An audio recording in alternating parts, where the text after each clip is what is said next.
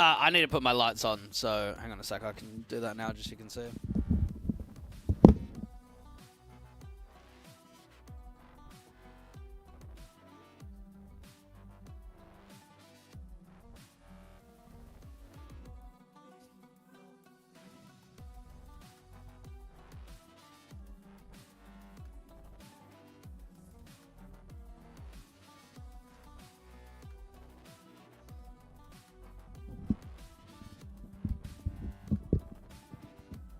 It's like I'm having a pink lemonade. Can't beat a bit of grenadine. I'm not a big fan of grenadine, honestly. I used to like it when I was a kid. I can't say I've had it in a while, but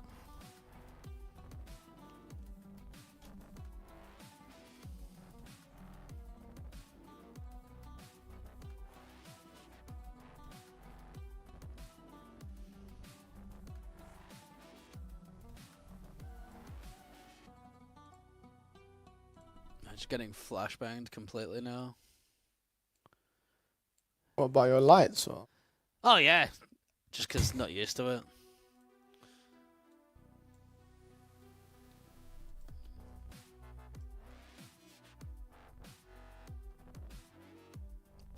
Sure thing. Excellent.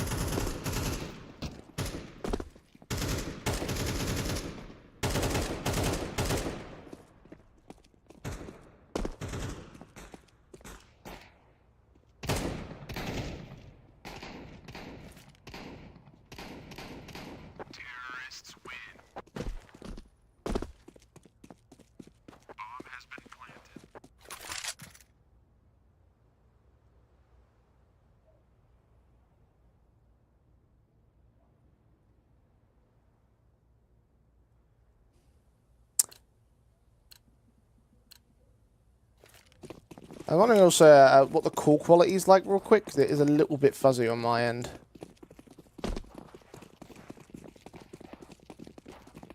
Don't know if you can sort that out before we begin the audio test, just because things might.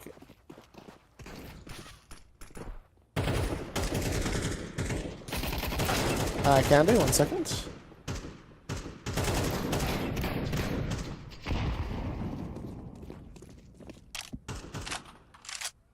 It looks a little bit better. Well, I think we'll just try to go with that, and if I need to change it, I'll message you on Discord. All right, so cast the game you wanted, yeah? Okay, cool. Well, Alliance currently in the A bomb site. We'll look to get this plant down the way. They have got one player on the defensive, though. Passion in a perfect position to find Yuri. No, he's walked right past him. Oh, no. Timing is so awful there on the CT defense. It was a good effort, wasn't it? It was a great attempt to try and get that Ninja defuse forward, but the awareness was in full force out there to the Ninja box. So the 1v5 with a scout out towards CT might try the exact same thing. I doubt he'll be able to get it happening, though. Yeah, it's wishful thinking, to say the least there. A 9th on the board. Sorry, a 7th on the board. Oh, sorry, no, it is a 9th on the board, excuse me, for Alliance. As Almost they do take control. Yeah, mate, I know. I was going to say, like, it's even got me baffled. Ridiculous. It does, yeah. Buying shotguns all the time. Well, we got 4 of them, or 5 of them actually in play across the server. So Alliance definitely looking to farm some cash involved in this one. Get the dawa, if you will. A couple of AKs as well on Yuri, and Uri is funny. I like those bot names. They're literally the exact same with different spellings, but they'll enter very quickly into that A-bomb site and spot one man behind a smoke, unable to get the full-on kill on Yanni. Oh, that is complete X-ray. Look at that. Oh, he's seen him. No, he hasn't. Now one player at the Ninja spot, desperate to get the pick in. Eventually Niles will find a decent frag. He was on a double up, in fact. Advantage now for Passion.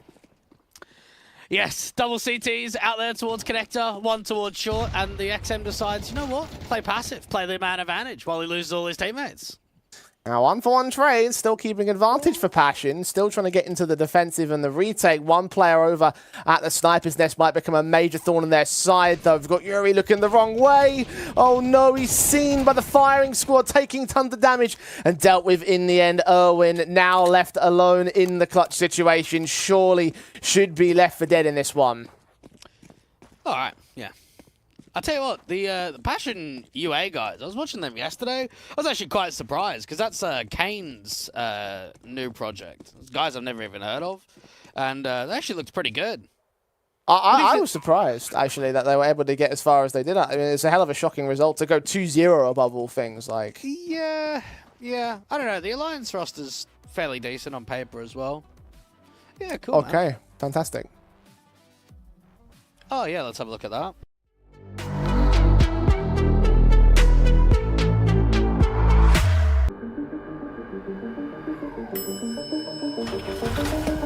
Finally. No worries.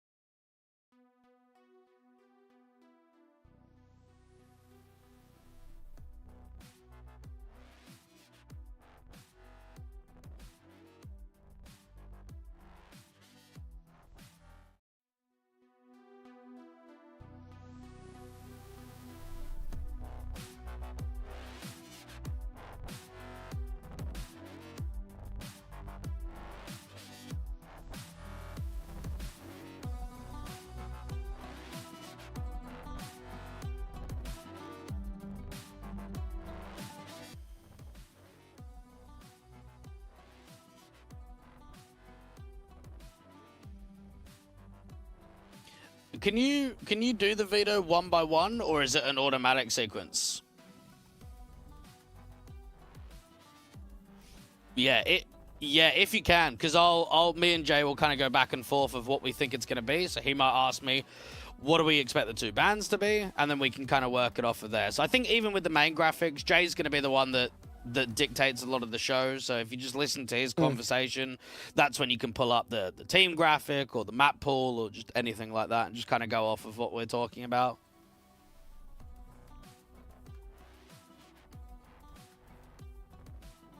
Okay, then. I think if that map fly-through, Jay, is 20 seconds, I think you should build up going into the game towards the end of it, because otherwise you'll be building up for the map for like an entire 20 seconds. I'll probably be holding out on predictions then until we see the map fly through. Yeah, that's a good idea to do the predictions then. Okay. Yep. Cool.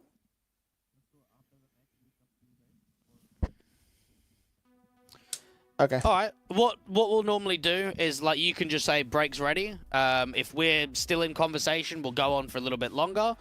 And then if not, if we're ready to go, Jay will just throw it. So even though you might say break's ready, like if we're still in the middle of something, don't be afraid if we go for like another 30 seconds a minute. Like we won't go obviously like 5 minutes, but you know, just that little bit longer, just in case. Like we don't want to sort of cut the point off if we're in the middle of a conversation. Then it's what, like a 10-minute break until we go back to camera? Yeah, that's fine. Cool.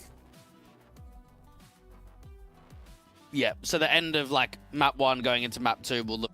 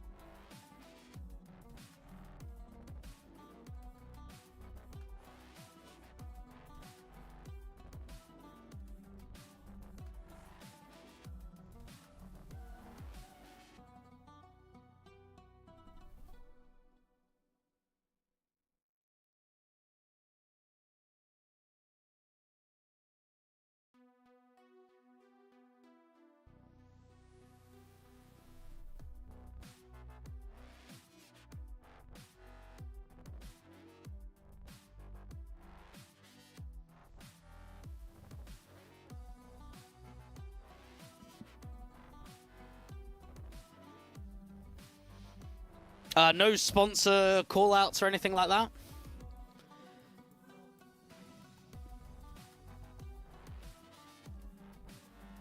All right, Okay. well, we'll just have a little bit of fun with it then. Yeah. Is it every map that it comes up, or? Oh, okay. There's nothing like during the game. Oh, okay. Yeah, that's fine then. Yeah, just the videos. Just play it. Yeah. Okay. And no player interviews or anything either. Easy. Very simple runner show. Okay, and sorry, what was your name? Danesh. Okay, great. Nice to meet you. Keen to get the show going today. Indeed, let's do that. All right. How long until you want to?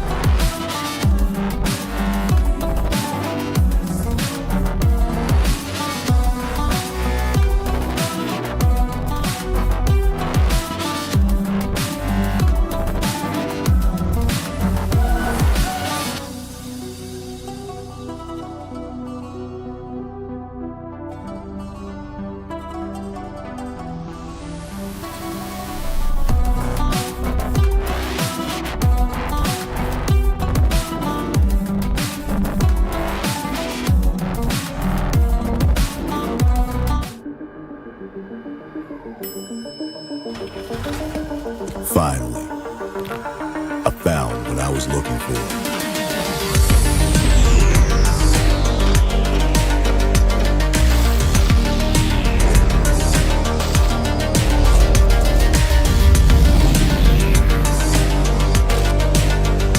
Now that my search is over, it's gonna be a tough choice. But fortunately, no need to choose when you can just have them all. Buy and sell skins on bitskins.com. Your one-stop shop for all CSGO skins.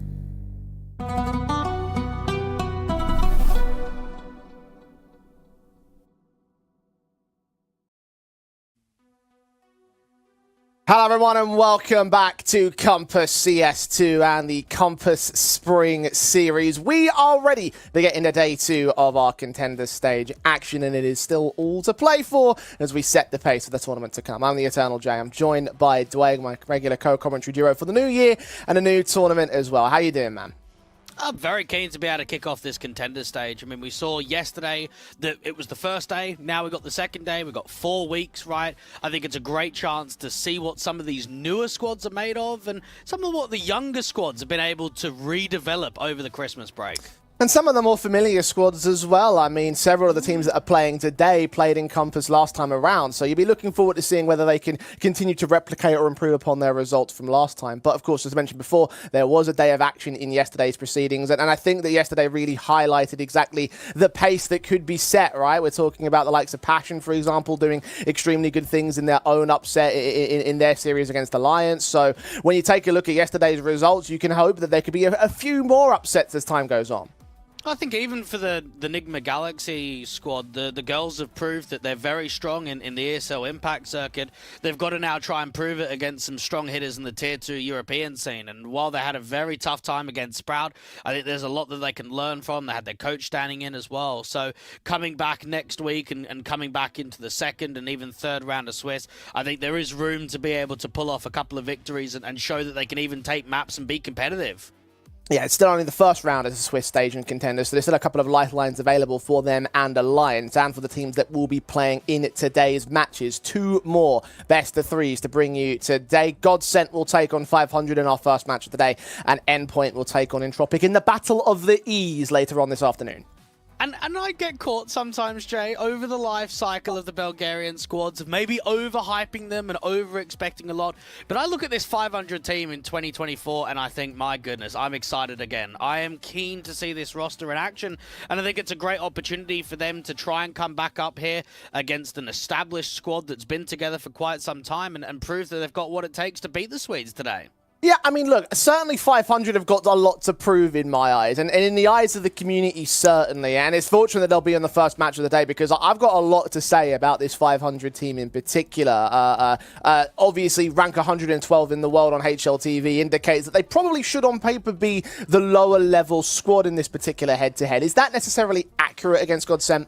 No, I don't think it is. I mean, you very rarely see a team like 500 be outside of the top 30 to top 40. So to see them outside of the top 100, I think sends a regard of how tough it's been recently towards the back end of the year and going over to the Christmas break. But I think when you consider the idea of the roster changes that were made, you had Nikki as the in-game leader come out of the team, you had Ships coming in, you have even like a coach, right? A Grassog playing. That's the exact same conversation of Golden here on this Godsent roster. Yeah, parallels to the Swedish squad. It was kind of a bit of an eye-opener to see Golden sort of return back to the server. Obviously, his time in Fnatic showed that he could be a capable IGL when he's given the right pieces in the right circumstances, but he's been able to replicate that since that period so many years ago. So you have hope that he can do something here with this Godsent side, although I don't know if he's been given enough breathing room as of yet, because you say the roster's been together for a fair amount of time, and he does fit within that 3-month window, but even when he came in, that was like the second rebuild out of 3 that we've seen so far from this new Swedish Godsent. Yeah, and it's funny, right? Because only a couple of years ago, we worked an event with Golden, and back then he was playing with the finest lot. He went on to play with Savage, the GXR boys, and then when he moved over to coaching on Godsend, I thought that was him done. I thought that was him, you know, transitioning into a new role, going into coaching. It's a rarity that you see a coach transition from a coach to a player on a permanent residency. Sometimes you might see it for a month or so, standing in to be the fifth to help the guys out, but this feels like a new direction and some experienced players to back up the entire Godsend roster. And a map pool to back it up as well. Ancient, possibly one of their best maps in the pool. Dweg, would you agree? Yeah, Ancient and Inferno are normally the ones they tend to like quite a bit. Their Overpass, they float a little bit as well when it comes to actually playing it in map picks. But Ancient is a clear window of opportunity. I just don't know against 500, because for the 500 squad, they're also a very good Ancient team. Indeed they are, and they are some very capable players. Obviously, you and I, Dwayne, we've been casting the Tier 2 scene for about four or 5 years now. We've seen these guys come up with Skade and Fiend and B-Pro and all those Bulgarian teams that come out of that scene, and these are some of the best names that come out of that, right? Even guys like Rainwaker, for example. He had his stint on Liquid earlier on last year, and he's the guy I'm definitely looking at the most when it comes to the discussions around this team, because I think that a lot of the intangibilities around 500 rest in his shoulders almost entirely, right? Like, he had that tier 1 call up, he wasn't quite with it then. Obviously he did so well on 500 in his previous stint with the team, but how much has confidence been potentially wrecked on his side when it comes to coming out of Liquid?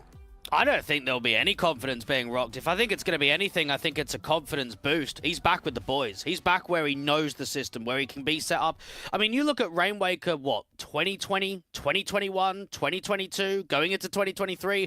Not only was he the best player on this team and one of the best riflers in Bulgaria, I think the conversation has to be made that he was one of the most consistent riflers in all of Tier 2 CS. So the fact that he's had that international stint and now come back to a comfortability roster where he knows the core, he knows these guys, I think for Rainwaker, we're going to see a very exciting year ahead. I'm hopeful at the very least. Like, I'm optimistically skeptical, if that is any sort of like good oxymoron to describe it, really, because even though we have seen even though we've seen what these players can do in their individual rosters and what they were able to do with 500 previously, I do have doubts, right? Because over the last like year or a year and a bit or so, they have been sliding down since their initial land rise during the Elisa Masters, and even during the last season of Compass, they went 1-3. Godsend went 3-0 in their contender stage. So in my eyes, I still sort of see Godsend as the favourites as we look at this veto process, right? And I know direct head-to-head, so those map pools might come into effect. And when it comes to discussing the maps as well, you will notice in their previous stats, 500 haven't got as many on record as Godsend. Yeah, they definitely don't. I mean, you look at Inferno being a fairly good map for Godsend, always the permaban. That's going to get out straight away from 500. For Godsend, they don't like their Anubis. Both teams really like their Ancient. So someone's going to pick it, I just don't know who.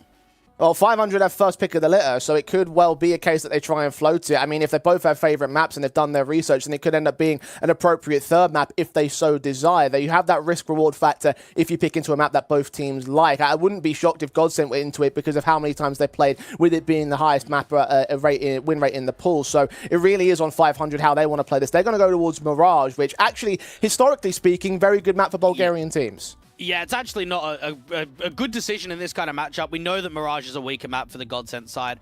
I think for their sake, Overpass or Ancient has got to be the two choices that they go down. I think they've got a very good chance of going into Inferno here, because if they float it to the end, there's no way it's going to get played. It's going to get banned in that second wave from 500 if they have the chance. Oh, it's Godsend's opportunity. They've got a couple of options to play. Will they go for the obvious or will they go for the curveball? It will be Inferno as their map pick in this series.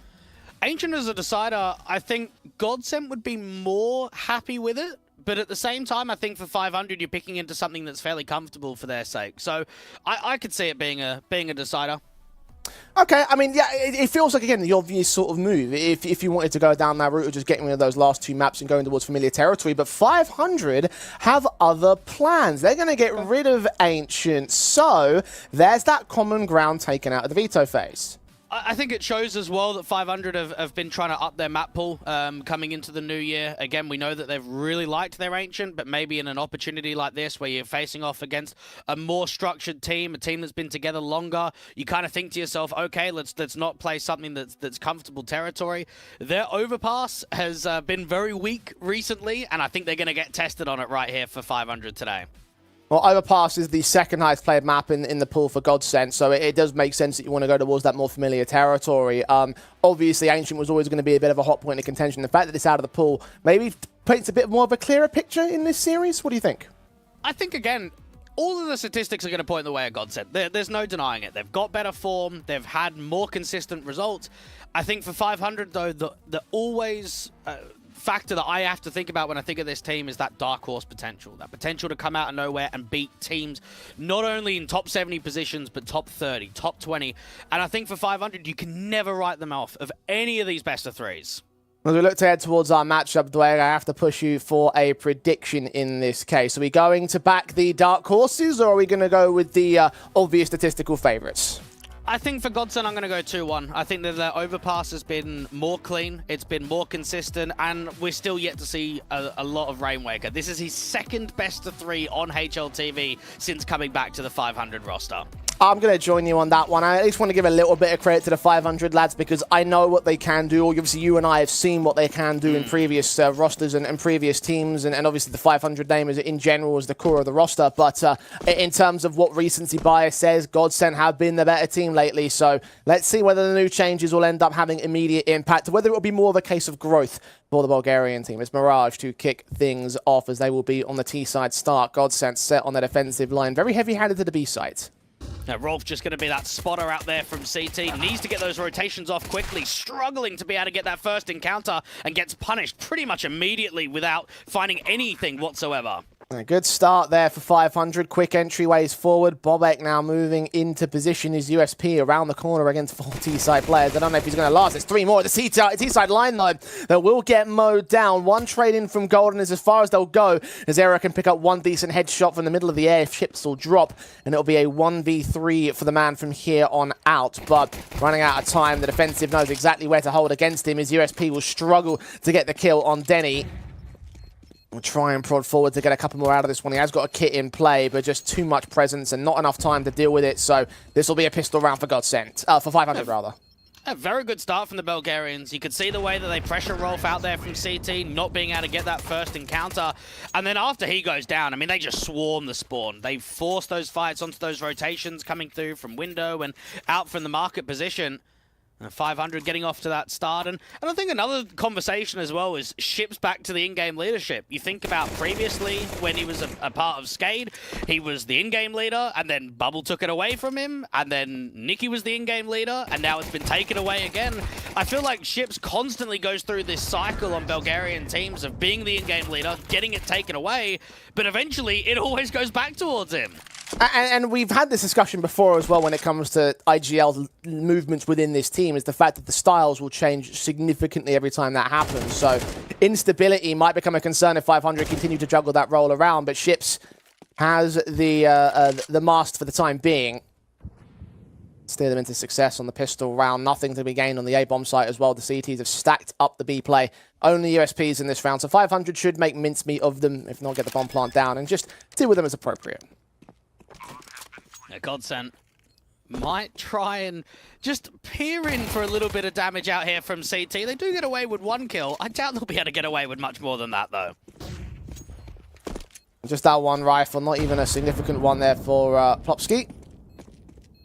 Rolf will continue prodding forward. I mean, there's not much to lose here outside of these USPs, so no real cost lost out there on the eco round. Red Star will get a couple of decent kills, make it a triple. Last man standing of Era can get one more out of the way, but the AKs are what will stay in play, and that's the most important thing for 500. I think Red Star's always been one of those guys that's an exciting prospect on almost any roster that he's a part of. He's a very good hybrid player, great on the rifle, picks up the NWP every once in a while. We saw him with Bubble and Co out on Fiend. We saw him playing with the X-Mad Lions guys. We saw him on Monty and now gets the chance of going back into the Bulgarian scene with 500. I think it's been a very exciting move for him to transition back towards the Bulgarian scene.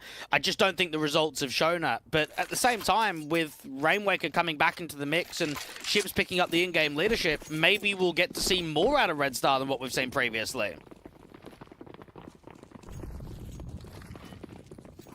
He's one of the 4 players on the AKs for the time being. Ship's rocking the MAC-10, hoping that there's players without helmets, of which there's only one. He's going to be the first man forward of the B rush. Straight out of the apartments, Patrick there towards top mid to deal with one, but the 2 CTs on the defense hold the man advantage with damage being done. Bobek gets a little bit too greedy though, but Plopsky and Era can cover for his mistake, leaving it all onto Patrick in mid, a 1-on-3. And that very nearly worked. I think when you look at the idea that one player went down on that B site with the lurk kill coming through from top mid, it actually looks very promising towards that B hit. But in the end, the anchors hold strong, the crossfires are locked out. Era comes through with quite a bit of impact in there with Plopsky.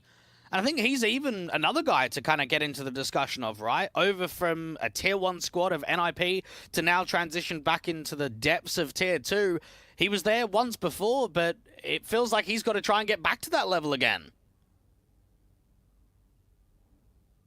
Whether he can do that is another question entirely. I mean, it's crazy to think that he's 21. I mean, we all recall he's been on NIP for a good couple of years, so to think that he's still that young kind of caught me a little bit off guard when I was having a look. You know what, now that you said that, that is kind of stunning. Because I know he's 21, but then I think about the history and how many years ago it was part of the NIP squad, and it's like... I suppose it's similar to someone like Rez, who joins the tier 1 squads at such a young age that you just kind of forget how young they still are. Well, veteran in the team name, maybe not so much in the age game, which actually might end up proving good in the long term. For the man himself, he's one of 3 players that stay alive for Godsent here and now score their first round on the board. And very good trading game outside of the apartments. Very good defensive held on that B site, 500. Rush tactics might want to try and slow things down a little bit. What they got to work with here in the 4th round. I think something to note as well is that we've actually never seen this 5 play together previously on 500. It was actually Ships getting benched just before Red Star had come back in. So while we've seen some variations, and we obviously know the core 3 of Denny, Rainwaker, and Ships has played together for many years, we've actually never seen this full 5 until Rainwaker's come back into the roster. Patrick is going to get shut out of this round. Error. Or pick the frag held. Starting advantage gained by Godsent once again, as 500 will not be allowed too much breathing room in this ramp default. I'm going to stick with it though. Godsent try and see if they can get as much info out of Rolf as possible. Now, how late does he hold on to that incendiary is going to be the next point of question. We know that he's playing out there towards Dark, and the underbout position would love to try and get that incendiary down towards A main when the execution finally comes in. Now taking this sweet time with it, though. Less than a minute on the clock for 500 to make action. The smokes will get set in. Connect the jungle stairs and CT locked out. Flashbang up and into the ramp control. Counteracted by an incendiary, though. The CTs will block 500's progress. It will only be for a moment, though. Rainwaker still trying to prod out with that deagle. Desperate to get a headshot in, but it's not happening for the kill count. Another T-side player falls. Rainwaker can get one on the turn, but Rolf still held in this corner. The linchpin element might be too late to account for him because I've only got 30 seconds. Him and Plopsky can strike, and Ships is all that remains. They're just all falling apart. Very good incendiary there from Rolf. And it showed there for 500, it did delay just for a moment. You got Era trying to work in and around that smoke at CT, trying to get on top of Ticket. Rolf's not over-peaking. He transitions himself out towards the firebox. He's not over-swinging the marker. He's allowing himself to bring more of that resistance forward of the CTs on rotates. 500 get a couple of rounds in a row without getting the plant, hurting the economy game, going to be down to a very harsh eco in there with Ships to pass over the AK to Rainwaker. Now 500 are reduced to mostly pistols. Saw issues with the buy in the last round. In this round, however, most certainly a hero rifle on the man at the moment, Rainwaker. That AK to prove that he's still got something in him. And we're still looking to see how 500 are going to play around him in terms of the official matches. We've only really seen qualifiers with him in the roster. A great opportunity to prove it in an event right now, and to prove it in a Swiss stage where you've got multiple chances. This AK has got to deliver damage. Get a couple of kills, get that bomb down. And there's the kill to open things up. Rainwaker makes progress, but only for the casualty, not much more than that, and the gun dropped well out of position, so no one can recover it from 500. There's no second rifle to play with, per se. Got to burst into that A-bomb site and do it quickly. Again, they're going to let the timer run down. Has given a bit of a gap for them to work with, but Era's still holding there with the AWP in the backside. Yeah, it's going to be difficult for Patrick to kind of rotate off just with a Glock at this kind of range. So get the Glocks in towards A main and hope that the AK can get a decent trade. Forcing the AWP off of the angle towards CT is going to be tough, though. He's gone a bit more passive with it, though, so he's only going to defend the bomb site centrally and not look onto the ramp control. He is starting to extend, but I think he's missed his window. Did spot one player, tap the AWP. The AK can't strike for the double, and now look for a little bit more out of it. Tap burst on short. Rainwaker has got another one. 2 versus 5. It continues to get worse and worse, it feels like, although those rifles get a couple of picks in to even up the numbers game. There's an M4 now in the hands of Red Star. Rainwaker has backed off. He's done plenty in this round. Is he going to do any more, though? CT's pressing onto the bomb site, only have about half the time remaining. As Red Star goes down, it's going to be on Rainwaker to get the full-blown ace. They do not know where he is. He's played this patiently and pretty much to perfection as he swings out, sees no one on the bomb, gets his quadra, and now looks to hunt for the ace. Era out of there, and 500 hold the lead. He's back, Jay. He's back. What a sick round that is from Rainwaker.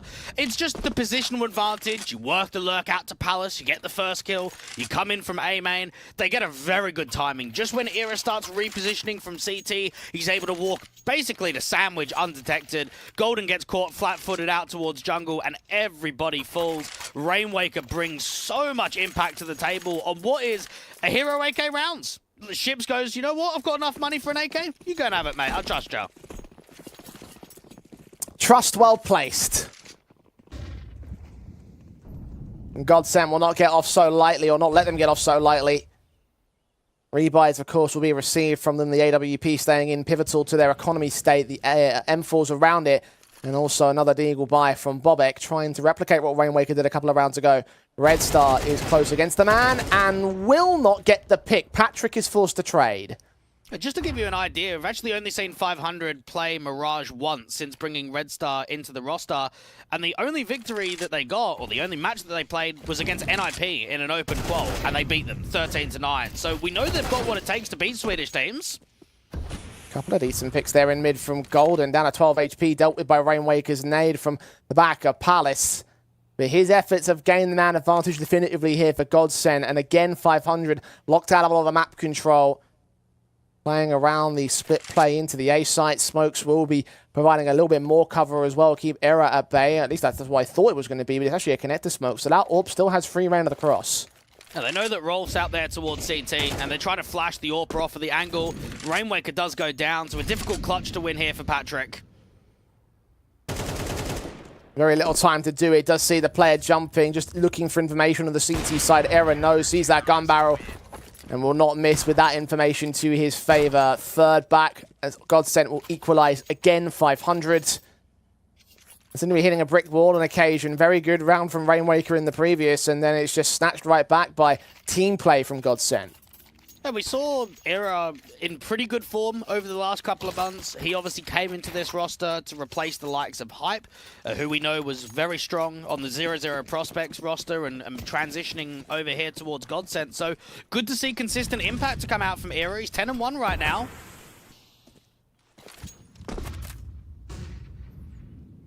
Placing himself with that AWP pretty perfectly to whatever 500 are doing. Ready to receive them on the cross again towards the A side. Just a little bit of utility thrown out before the full-blown execution comes in. AWP will be suppressed. The M4 of Rolf might have to do some heavy lifting. Did see one player poke his head above the ticket booth. The Tech-9 will force forward on Patrick. Get that kill in as the bomb will get planted. Try and back up, get himself out towards that M4. I reckon they're going to look to fight CT again. Smoke sent, ships watching, bearing down upon the jungle position. A smoke to block off one player over at Palace. The CT swings. The Tech9 just about gets that headshot in. The backstabber Golden finally closes in on Denny. Slawbobek with a decent kills. Golden goes falling into 2 versus 2. Red Star desperate to get that pick in. Does manage to do so. The Orb's on site. The pistol's pulled. Oh, he gets the headshot on Rainwaker as well. The adjustment flick should just secure the defuse. And Godsend get the lead. How's that happened? I thought there was no chance. I thought there was legitimately no way that Era could have won that round. I think 500 have played that 2v1 to absolute perfection. You've got Red Star detected out there towards Tetris. You've got your next player up there to Palace. Peek on the contact. As soon as Red Star goes down, the peek comes through from Palace. And somehow the 5-7 is just able to find the connections. That is a ridiculous 1v2. Yeah, that was silly. Perfect headshots for days. How do you match up to it, 500? Didn't even need the Orb to perform. Era is just doing era-defining things. And 500 feeling the hurt for it once again. At least the bomb plant came in, so they got some cash bonus, but it's not going to stop them from continuing to get the kills on the CT side. Execution stalled out with Patrick's demise as Ships will try to lead his team back in. Rolf is backed up behind the smoke as Plopsky can get that kill through it. Deny that bomb plant for the time being. There's no second attempt at it because no one from 500 is around that bomb drops position. Denny will fall. Finally, Red Star will make his way up to position. Rainwaker on 3 points of health. Red Star's dead. It's a clean-up round from Godsend. And I think the scary prospect right now for the 500 side is they've looked the scariest on the half-buys and the upgraded ecos. They haven't shown a huge amount of muscle when it comes to the rifle v rifle rounds. And when you look at Godsend's form on Mirage, being one of the weaker maps in the pool, only 4 wins, 5 losses in the last 3 months. Era, I mean, he averages a 1 rating on this map. And he is putting up a sick performance right now. He's constantly getting opening man advantages. He's getting himself into some really good positions towards A, using a lot of them. We've seen a lot of A pops and a lot of A extensions just out from Palace and Ramp itself.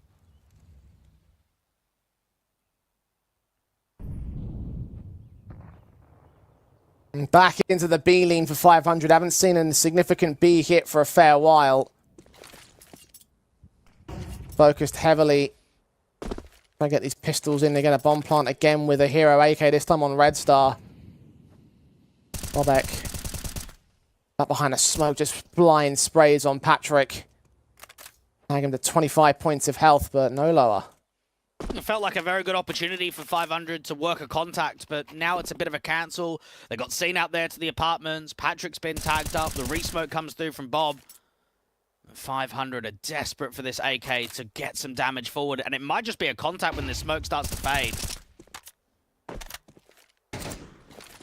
Swing and spray, smoke involved. Bobek backed up. Smoke's in the way. Plopsky sprays through and does catch a decent kill on Patrick alongside Bobek's follow-up with the trade.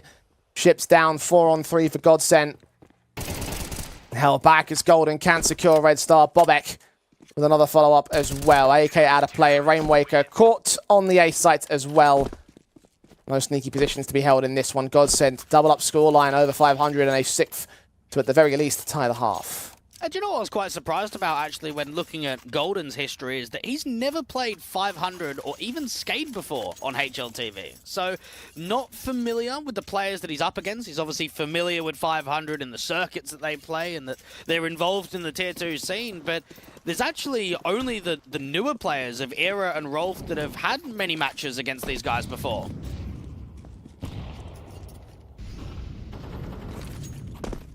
Ships finding Golden to start off this round again. Quick into the defaults of 500. Patrick with a follow-up onto Rolf, so a couple of kills going their way, but have they accounted for the player in the firebox? Yes, they have. Denny with another pick to the favour of the T side line. Barely any damage done to them either.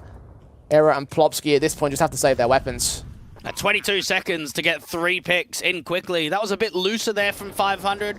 I like that they finally started to at least deny some accountability out there towards mid and not just be so eccentric. Era, I mean, I'll be surprised if he holds on to this AWP. This is a really good pulse from Ships. Just slowly creeping in. Does lose his life. AWP.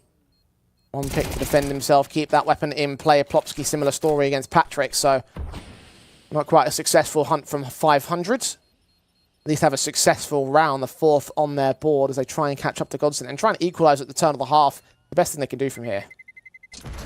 I think it's very difficult to look at a lot of the statistics from 500 in the last 3 months, mainly because they actually haven't been playing a huge amount.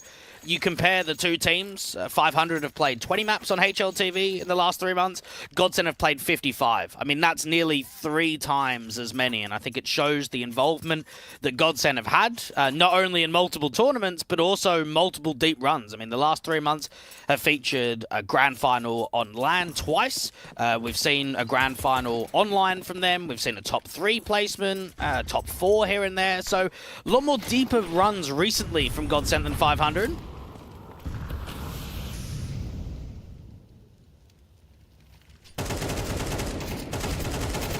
Deeper into the mid control than what you would expect. Ships can get a trade back onto Plopsky at least.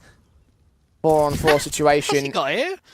Ships is indeed snuck past the entire CT. Defensive can strike back, try to indicate it's going to end up being the hit towards A, but Bobek sees otherwise he's only good for the 1 pick. Rainwaker responds to him, and now Rolf is left out in the dust. The sneak forward of Ships has done wonders for his team.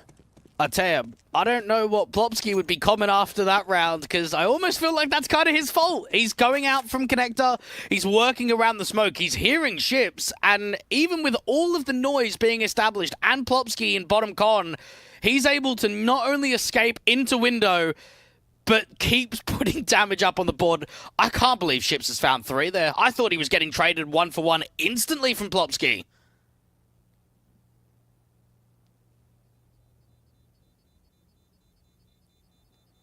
500 can make good on that aggression. This is the first time that they've actually got the economy somewhat on the ropes. Like, I know Yeah. Era's got quite a bit of cash, and Plopsky does as well, but you look at Rolf, Bobek, and Golden, there isn't a huge amount of cash in the reserve. Seems like one might come relatively easy to the 500 cam. They will still drop weapons together and scrape together a buy. I think it just shows that it's a little bit too late in the half, isn't it? If you had that economical reset maybe 3 to 4 rounds earlier, you actually could have forced an eco. You actually could have forced yourself to get a bit of a round streak together. Last round of the half, the AWP will have to meet the likes of Denny Slaw, who lands his kill onto Golden. A starting advantage again for 500. And Ships with a secondary or peeking in from mid, ready for a bit of aggression to come his way. Hasn't quite seen that from the Godsend side yet. Perhaps it might go the way of Red Star indeed. The tap to the headshot bursting through to now 3 players standing. Rolf caught off guard, but does deal with Patrick, so it's not all bad, but it's still an advantage for 500. I don't know. I mean, the walk out of the apartments and clearing B doesn't seem ideal. Yes, there's an opportunity that Plopsky could drop this bomb out in the apartments. He has to get Rainwaker, though. Here's those footsteps, tucking himself in. AK's checking Good for check. it, though. And he knows exactly what to do from here. Get that bomb on a site. Force the onus onto Rolf now in a 1-on-4, and surely should not find anything as part of this retake. Tagged up, spotted in mid. The Deagle AWP combination of Ships now with backup arriving to his position. Incendiaries will only do so much of the CT side as he lands that killing blow and equalizes the half at 6 apiece. And if I'm 500, just looking at from the perspective of the Bulgarians, I look at that first half and say 6-6 with Era going 14-3, that's actually pretty good. Like, we basically lost the majority of our rounds in that first half to one guy. If we can quiet him, especially now moving over to the T side, if we can allow him to get less impact, that's where I feel like they can put more up on the board. That's where they can start generating a lead, where they can generate more impact in their map pick and Mirage. Stellar stuff there from 500. Now they transition over to the CT side where things could get even better. One of the pistol rounds, see whether they can get that early advantage, much like they did at the start of the game itself. This time again, actually very similar setup to the Godsend pistol as well. Smoke sent in as they look to try go for the execution onto the A-bomb site. 500 might concede the plant here. See how well they'll do on the retake. It all comes down to this first CT contact. Patrick with the kit's got teammates around him. Can't afford to go down. Stay in play this one. 2 T-side players considering the face forward. They've got a couple of HEs that they can use on the attacking onus, but no flashbangs to send them around the corner. Force forward, dry face from the firing squad, getting Bobek to drop. Era's going to get out of there, but only for a moment. Patrick gives chase and does find the kill. The nade stack, though, deals with him and tags a couple players down to half HP or lower. Denny also taking a bit of a goosh down. Golden with a couple of picks. They line up onto the center of the bomb site, and it's an advantage for Godsent that they shouldn't concede from here with time running out. Golden's got another. Rainwaker with a couple of picks, looking for the last, but runs out of ammo and runs out of time. Godsent secure the pistol. Well, you don't expect the in-game leader to step up when required. 3K to come through from Golden. I look at that entire circumstance from Godsent, even with the double HGs, and think that was quite an awkward post plant. They didn't have a huge amount to work with whatsoever. It was the in-game leader of Golden to bail them out of trouble. Quite a bit of impact being generated down there in that sandwich position, getting that multi-frag through. 500 not successful with the retake. Not have a follow-up either. Lead regained. Godsent. Economical advantage like they had at the beginning of the first half as well. Put them, what was it, basically the full half to break that economy state from 500. So things might not get all that pretty for them from here on out. Certainly not pretty here in the eco basis. I look towards the guns in the next round. Already 2 players have fallen. No resistance from these pistols. With the Red Stars, the Eagle can get a headshot. That's probably the best thing you're hoping for here for 500. Godsent should be on to win an 8th. And I think if you are Godsent right now, you've got to just be trying to prioritize closing this map down as a map victory. Because we kind of spoke about it in the pre-show. Inferno is a weak map for 500. It always has been. It hasn't been a strong map for them in many years.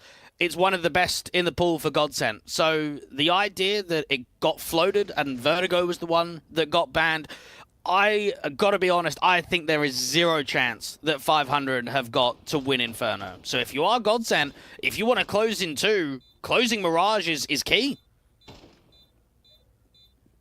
Yeah, perhaps that was a misplay on the part of 500 to not ban Inferno. I mean, the issue there is they're just going to go into Vertigo. Like, that is the problem, right? And I think that's why the veto works out fairly nicely for Godsent, because if Vertigo got floated, I reckon they pick Vertigo. If Inferno gets floated, you pick Inferno. So it basically just comes down to pressurizing closing your map pick if you're 500, making sure that you send it to that 3rd map finale. And even that was a bit of a curveball. I really thought it was going to be Ancient. Well, either way, you are right about map 2, or 500's chances on map 2. This first one ideally should be successful for them. Godsent take a victory, would set themselves in prime position to take a 2-0 and make it a very easy end of the day for them. Golden is starting to look like Golden himself. Frag on the Patrick with a quick entry, but unable to follow it up. Red Star does trade it right back to a 4-on-4, but he himself is low as the rest of the T's form up for the hit. It's forced a bit of an over-rotation, and the B player of Ships only has an MP9 to defend. So much work to do, and no room to do it in. Bobek overwhelms 500, and surely their best bet from here would be a save call. I actually think Godsent have done enough to win this map. I mean, what, 8-6 up, win the opening rifle round, you're positioning yourself at what should be 10-6. It's a pretty good scoreline. You put yourself in a good scenario. 500 didn't even feel like they had much of a chance in that round. You have a run out from Golden towards A main to go 1-for-1. It forces a little bit of a reposition. And then if you're Ships, even a 1-for-1, I don't know if that retake's successful. I think you might need, what, 1.5 kills, maybe 2 kills to that MP9 if you really want to offer up that 3v3 or the 3v2 man advantage to go in for it. Those A players were so far away. The outlook certainly looks pretty fantastic for Godsent. At least the M4 staying in will provide a few options, but time is running out for 500. The economy still hasn't stabilized. And funny enough, actually, Godsent played a Bulgarian team in their opening matchup last Compass Fall event in the contenders stage. They went up against Spellin & Co.'s team of the Chosen Few. That went to a 3-map decider of Mirage that ended up going to quad overtime. So they know what it's like to grind out maps. They know what it's like to play Mirage against Bulgarian teams. Now they've got to just try and see if they can do it against 500 today. Quick spray through to start things off from Red Star. Golden going down again, trying the very quick entries, but 500 have his number this time. Well, Patrick getting caught up on the ladder, still finds Bobek just about catching him off guard, just seeing him fading through the smoke. Into the two-man advantage with no trades back. At least one is attempted from Rolf, but it doesn't work out. He's dropped the bomb in the open. The nade center, Patrick, continuing to be a major thorn on their side, seeing Plopsky just barely through that smoke, and now Era has nothing left in it. A mow down Quadra from him on the defensive, as 500 can get their start in the half. Now I want to get your thoughts on this one, Jay. Was that too telegraphed from Godsent and from the likes of Golden? I mean, he's just come out of A main, got a 1-for-1 trade. Surely the next round, as soon as you see the util, you're going to be pre-firing. You're going to be ready for that move again. And it literally happens twice, 2 rounds in a row. This time around, 500 is set up for it. And just the spacing between them to allow Patrick to find each and every one of those fights, barely spotting Plopsky. I think you are right. It did seem a little bit too obvious. 500 now have to springboard this success into a good follow-up and really try and crack the Godsent economy very early. I mean, we should know 3 AKs. Yeah, exactly right. That's a huge difference for a CT side now. Damage done to Era as well, down to 40 HP on the AWPer. Again, heavy-handed from the T side over towards that B bomb site. Potential for a fast play in, but they have backed off a little bit. Rotate the 2 players out towards the mid control, and they found a kill on Ships. Oh, that was very cheeky. You have 3 out towards the B site. Rainwaker ready with a flash in hand towards Market. Ships could have caught a little bit of early vision on the jump spot earlier on, and then right there, perfect angle to be able to isolate that AWPer. Era finds nothing.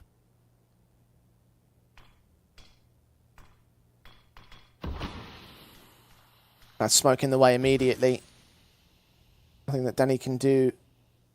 Just sit pretty and wait. Godsent slowing the pace of this one down. Stagger it to go for the hit. 40 seconds. Back into the A site. They seem to go for a split play this time. Very defensive towards A, and I think 500 have got the ability to do that with the man advantage. Denny can try and peer out here towards mid in a sec and see pretty much nothing as the players start coming into Con. Red Star playing edge of the smoke in at Con itself. What's he going to see? When will it fade? One man tag so low in Patrick. 9 points of health. The insertion point. The connector's going to see so little, but the kill still pouring for the CT side. Red Star trying to hold his own. Does get one decent frag back swing for the second. Very nicely done. Another round back for 500 as they stay alive in this. So I'm just trying to remember the round that they had previously. It was 5 alive, right? When they cancelled against the A main push. Then you've got 4 alive. I mean, this is just perfect rounds coming through from 500 to keep the AKs alive, to upgrade another one, to go from 3 AKs to now 4 AKs, to start farming up that money. This could actually become a round streak that gets out of control.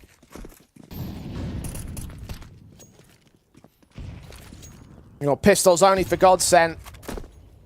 500 gifted an opportunity to really get things started. Smoke and HE combination down towards the apartment's position, going to ensure that nobody really tries to go for anything cheeky up there. There's something cheeky going on in mid for the CT side. 3-player crossfire, 1 man pushed aggressive up in mid.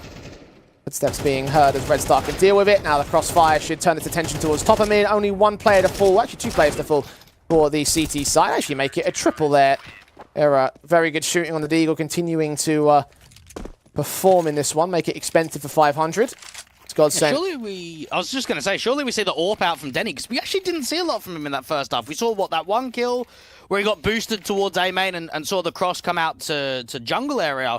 But for the most part, he was actually just rocking the AK for the majority of rounds. Yeah, hasn't really been given much of a chance to shine. Perhaps this could be his half. See where he places himself out towards the mid-stack once again with the AWP. The M4s, however, take first port of call, and Rainwaker steals the attention away. Then he does get his licks in, as Golden and Plopsky are the victims on Godsent. So quickly. First 15 seconds of the round, it's just over so quickly. And Rainwaker and the AWP find impact towards mid. Ships jump spotting out here towards B, trying to see if he can catch this walk on a timing. Don't know if he... Yeah. Okay, I was going to say he had spotted Pobek there, but it didn't matter. Elementary with a quick headshot gained. Now he's looking to solo play into that B bomb site with attention being drawn elsewhere. He's got Red Star next. Patrick, caught out in the open, can deal with error, but the bomb is on his way to the B site with nothing else being seen. They can get their plant down. 500 are setting up for the retake. A really awkward timing there. Rolf trying to work out from Connector. The likes of Rainwaker actually not spotting it as they go past one another. Patrick has got Denny with the AWP pinned. Oh, he's ready for this market push. What is he going to see? Bobek about to give up his life. No, Denny misses the shot, and Bobek gets 2 kills for it. It's all on Rainwaker. The man's been seeing the crossfires are locked in. And the 500 star now needs to find a star moment. AK swinging forward against the M4. Both individuals accounting for what Rainwaker's got posted. Tapping that bomb swing from Bobek, knowing that he's got so little time. Makes it an ace in the round for Godsend to get to 10. It comes down to the man with the best smile in Tier 2. Fantastic round in there from Bob. Because it really came down to him to not only provide impact of opening the round, but closing it as well. Remember, he gets that first kill. Ships just jump spotting to look out to the apartments. And then from that point onwards, he's drawing that attention forward. There's a walk up towards Connector from Godsend that's unsuccessful. Bobek with the ace. Yeah, that picture doesn't do it justice. He really does have the best smile in Tier 2, doesn't he? He definitely does. And he'll be very happy about that round. Era. Oh, just seen on the quick face of Denny. Down a 18 points of health, rather. So low HP. It looks like it might as well be 1 point of health with how little we can do now without taking significant death opportunities. 500.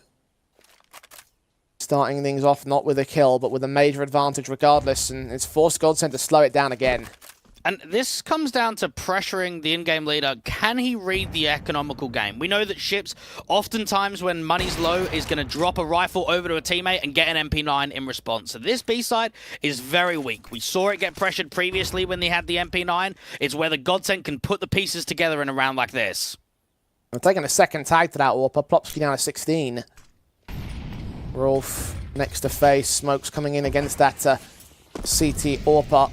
Then he can't do much against it. Patrick now just got to sit in the back of the bomb site. The Molotov towards the benches misses. He does see the player at sandwich and potentially 2 more coming out to the ramp position. He gets his kill in, but Golden can find it back through the smoke. We're pressing on, trying to lead the team forward into the site. We'll look for that plant, or at least that tap. We're going to try and get information on Rainwaker. Just see him as the smoke starts to clear, but he cannot get the kill for it. They've got 20 seconds to plant this bomb in an open angle towards Connector. The taps continue as Red Star goes falling. Ships is next up to face. The bomb tapped again. Can they get that plant in? They're going to need to do so now. Only 10 seconds on the clock. 500. No. The pressure is against the T-side line. Rolf provides protection.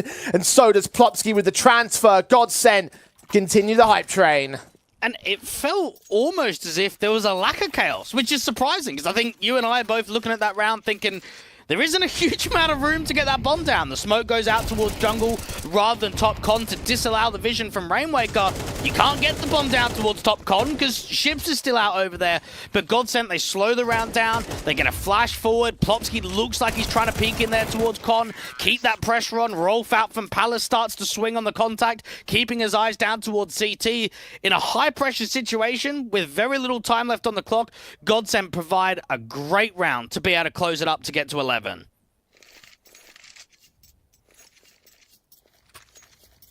And 2 more to the W for Godsend as well.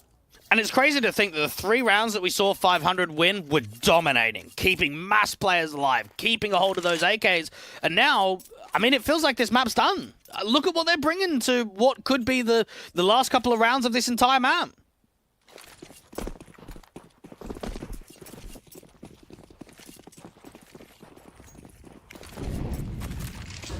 SMGs on both sides. Pistols out for Ships. Certainly the buy looks worse for 500. This will be really their last stand if they want to try and hold a candle towards what Godsend have. I mean, you're right about the potential of it truly swinging their way. 500 need to capitalize on this 21st round, else it should be lights out from here. I think Godsend recognized that, worming their way into open space. Straight up in mid, but it's no defensive. It has allowed a push forward from 500's A players, which is going to get some information together. But what can they do with it? Well, as soon as Patrick clears out Palace, this should give them the tell to stack up B, to keep as many players towards this B side of the map as possible. It's just whether they can get into positions quick enough, and even that molly from Denny should force him off.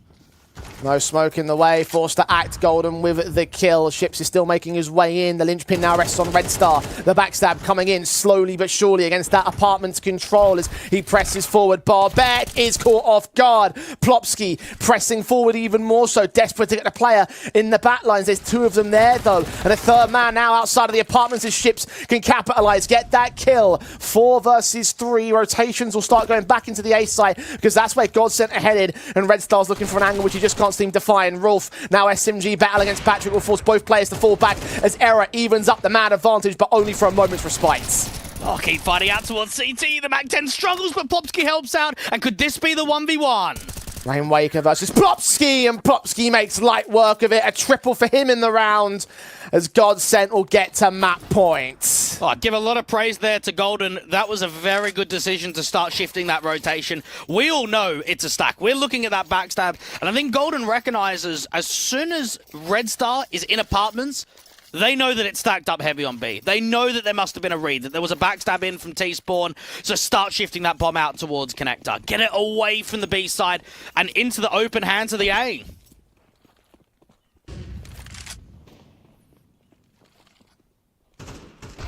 Three to the goods. 3 map points to play with for Godsent. 500 trying to bring the fight back to them. Patrick successful in the opener, but doesn't stay alive to tell the tale. Denny does, though. What a shot on Era. Head taken clean off with that scout. The only rifle in play at the moment for 500. They've got an SMG and a couple of Deagles outside of it. But it has gained an advantage. Can they keep that? Yeah, Plopsky's in a very good position to put pressure onto this scout, especially now that Rolf's seen him.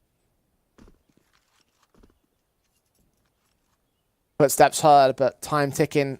Just information to the obvious. Godsent need to sit pretty and wait for a mistake to come towards them. 500 might offer one up. Yeah, there's already another backstab being set up from Ships. Now, he's not overextending the line, which is actually a good notion here, just in case he's being watched or in case they're tentative to act. Because you are right, it's slowed down massively, it's got very silent. They've got to try and pull some level of distraction. I mean, getting this plant down's not going to be easy.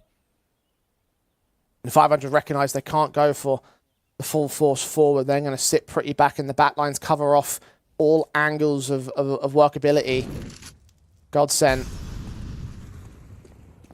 Press on. Golden trying to once again become the kill counter. The plant will be secured. Ships is finally closing in on that backstab, but he's going to be too late to deny the bomb plant. Plopsky also turns to look his direction. Rainwaker could also get caught off guard towards mid. Indeed he is. And Ships goes down for it. Red Star and Denny should start to smell the end. Both players grouped up in a 2-on-3. It's all falling apart. Trying to come in from CT, trying to offer up a fight. Plopsky with the jiggle sees the likes of Red Star as well from CT. No HP to work with, no firepower to work with, no kit, no util, no nada. No round and no map either for 500 as Golden looks for the killing blow. Rolf will get it instead, and there it is. Godsent taking map 1, the pick of 500. And that doesn't look good for this series on the Bulgarian side. No, it doesn't. I'll give a lot of praise to Golden. I think individually, Jay, he's actually played a very good map number 1. I think he called some very good situations to get themselves out of trouble. I mean, Era started the game off 10-1, 13-4. He got very quiet. It was Plopsky and Golden to step up to the majority of that sort of back end and moving forward into the second half. And I think for 500, we saw some moments. We saw some very good moments. We just didn't see the consistency from them to be able to pull off a map victory. Yeah, it felt like in the first half they were the team that were firing on all cylinders with all individuals performing in the way that they wanted to with one key star. But in the second half, it was the other way around with, as you mentioned, Godsent having a couple of players to step up the fold. I think actually the majority of them ended up with around 16 to 18 kills towards the tail end of that map up. So that's a hell of a showing from the team itself. And it does show, of course, that they have taken the opposing map pick. Now as we move towards a weaker map in the pool for 500, it might not look good for any recovery in the series. We'll head to a break and see whether they can pull off the miracles when we return.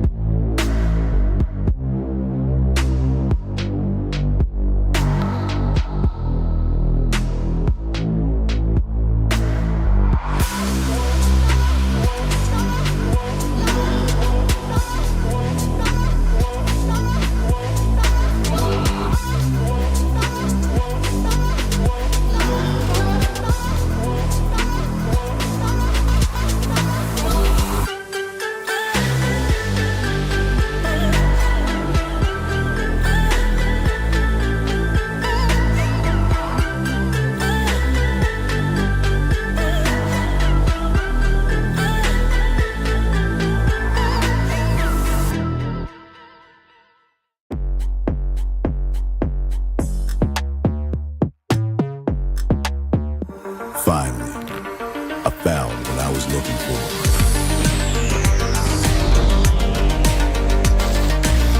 Now that my search is over, it's gonna be a tough choice.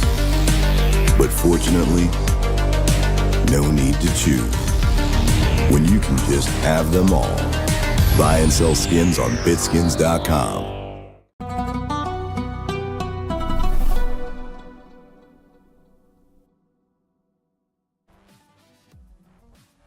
Well, situation dire now for 500, losing out their own map pick to Godsent and moving into a map which has one result on record and not very much in terms of success in the past 3 months. So as a result, you look at Inferno Dwag and you have to think that by default, this should now be a 2-0 for the Godsent side. Well, just to give you an idea, in the last 3 months on HLTV, 500 have played 7 best of 3s. 5 of them featured Inferno as their instaban. It's not a map that they play. It's not a map that often it gets incorporated in best of 3s. If a team like Godsent sees that Inferno's not being banned, bang, straight away you're going in with the Inferno pick. So I think to have leverage and to be on the side of there's a chance of a map 3 is a very small chance. This should be Godsent closing in 2 now. Yeah, surely it should be. Like, I can't see an angle in which they'd be able to pull it off, and the last map certainly felt like it was Godsent almost entirely the way through. There was that resurgence for the mid portion of the matchup. I mean, we'll take a look at the scoreboards of exactly how things look from player to player. I wish there was a stat that really showed, like, performance over time or something, because you would really see guys like Golden and Plopsky stepping up to match the likes of Era, because he was the guy that was dominating throughout the first portion of the matchup, but based on how that kill count looks, it was a very even spread between those top 4 players. Yeah, he got very quiet pretty quickly in the second half, but the riflers stepped up. I think Bobek had some pretty good holds. I mean, he put an ace right on that B site out on the city side. I mean, anytime you're putting an ace forward, you know that you've got what it takes. I think that Rainwaker had some pretty good sequences. He had a great hero AK round that Ships gave over to him, but it felt like it was more just moments from 500 and more consistency from Godsent. And when you look, the Golden, the in-game leader, is top fragging, holding his weight, put up a huge impact. I mean, look at that T-side pistol, right? When they're retaking in from CT with the double HEs, he gets a triple kill out there from Sandwich. He also held off in an uncomfortable round with the gun round where they're trying to get the bomb down and Con and CT are opened up. I think he showed a very good class in that moment where they were running into the B stack when Red Star was setting up the backstab towards Apps to instantly call that bomb to get out from short and into connector and into A. He brought a lot to the table. And for 500, I mean, even Denny, I know he didn't have the AWP in his hands a massive amount, but down at 9 kills, that's not normally that we see something from him. Yeah, I think the description you just fit there was very sort of accurate to the way that match played out. It was great moments from 500, but sustained impact there from the Godsent camp. I think that really goes to show exactly how that whole thing went down, because there were periods, especially towards the tail end of the first half, where I thought, okay, 500 might give a decent go of it, and then Godsent won the pistol, and then there was another small resurgence, and then they just closed out the map up in what felt to be like very simple sort of dominant-ish streaks from the Godsent camp, and down to those small few moments where it felt like there was a chance for a clutch, didn't quite work out, or the 1v1, for example, on the A site, where it possibly could have been a little bit more evidence to favour 500, or at least try and start to shift the match towards their favour, and they couldn't get that past the finish line because the moments just weren't there towards the end of it. And so I feel like with Inferno being the way it is, with how little playtime it's had for 500, you sort of have to feel that those moments will be almost negated, because on top of that, you've got 500's own history on the map up. And just to give you an idea of how rough the form has been recently for the likes of 500, they've played 7 best-of-3s on HLTV in the last 3 months, and they're 0-7. They've taken 7 losses in a row. You have to look all the way back at October of last year for their last win that they were able to bring. Now, in saying that, this is only the 2nd best-of-3 that they've got Red Star in with the mix. I think it still looks fairly promising. Again, you've got a brand new in-game leader. I know that he was on the team previously, but you've changed from Nikki over to Ships, and you brought Rainwaker back into the roster. They show promise. I think they just need more maps, more games under their belt, and hopefully throughout the front side of February that's coming up, we're going to see them involved in more tournaments. We're going to see them involved in more games, especially in this contender stage, to see 500 in the position that we know they can perform at. Yeah, I agree with you, honestly. I feel like that this can be a scary team on paper. Right? We were saying it previously during the pre-match that there's a lot of question marks surrounding the newness of this roster, the idea that Rainwaker's coming in. And I think this is his first HLTV. I don't know if any of the qualifiers made it up, but like his first true like cup matchup on HLTV with the 500 side. So to have him be in this position, we're still sort of feeling out the way that this roster is going to work in with him. He's only been part of the team for, officially speaking, a month or so. So we just don't know where 500 are going to end up in the early matches. And I have hope that they can build into it. But in this matchup, it feels like it should just be Godsent all the way for the 2-0, for the W, and for the first victory in round 1 of the Swiss Stage of Compass. So Inferno will be the battleground which 500 will be severely tested upon. I don't think they're going to come out with the advantage in those tests. Ships will at least try the first prod out on the B site in the pistol round. And I think we can both agree that Godsent do not want to send this to a 3rd map. You have got a very good opportunity of stealing your opposition's map pick. You're going into a strong map of Inferno. This is, I would say, the best opportunity in the entire series to win the series. Don't let 500 claw their way back into this game. We go into the T-side pistol. It's very silent. It's very slow. It's contact heavy at the half wall to top banana. They've still got to lurk out towards boiler to cut some rotates. Smoke set in for the B execution. Meanwhile, Rolf is going to draw their attention out on the A-bomb side, but with that casualty, they know that it must be the B here. All the information favors it. Godsent are down by a player, but Plopsky is going to take that advantage right back. Plant secured 4-on-4, and it seems to be a very fast retake from 500. Era's held back behind that smoke. Golden's forced to fight with the Molotov, and the back line's now being held by the man. Red Star spots. Rainwaker does get Era, but Plopsky comes in with a quick swing. The Julie's dealt with. Patrick falls. Two left in Red Star and Rainwaker. Looking the backside, looking across, seeing no initial contact. They're trying to stall for time here on the Godsend cam, and 500 know it. They've got to act quick. Red Star taking tags. Finally, Swingers get to kill alongside Rainwaker on Plopsky, the last man known. The bomb being tapped, held in a 10-second defuse. The headshot against both players gives Bobek a triple. Another multi-frag round from a Godsend player as they take the pistol. And one thing I want to note there that was actually very cheeky from Godsend is that they smoke coffins and CT.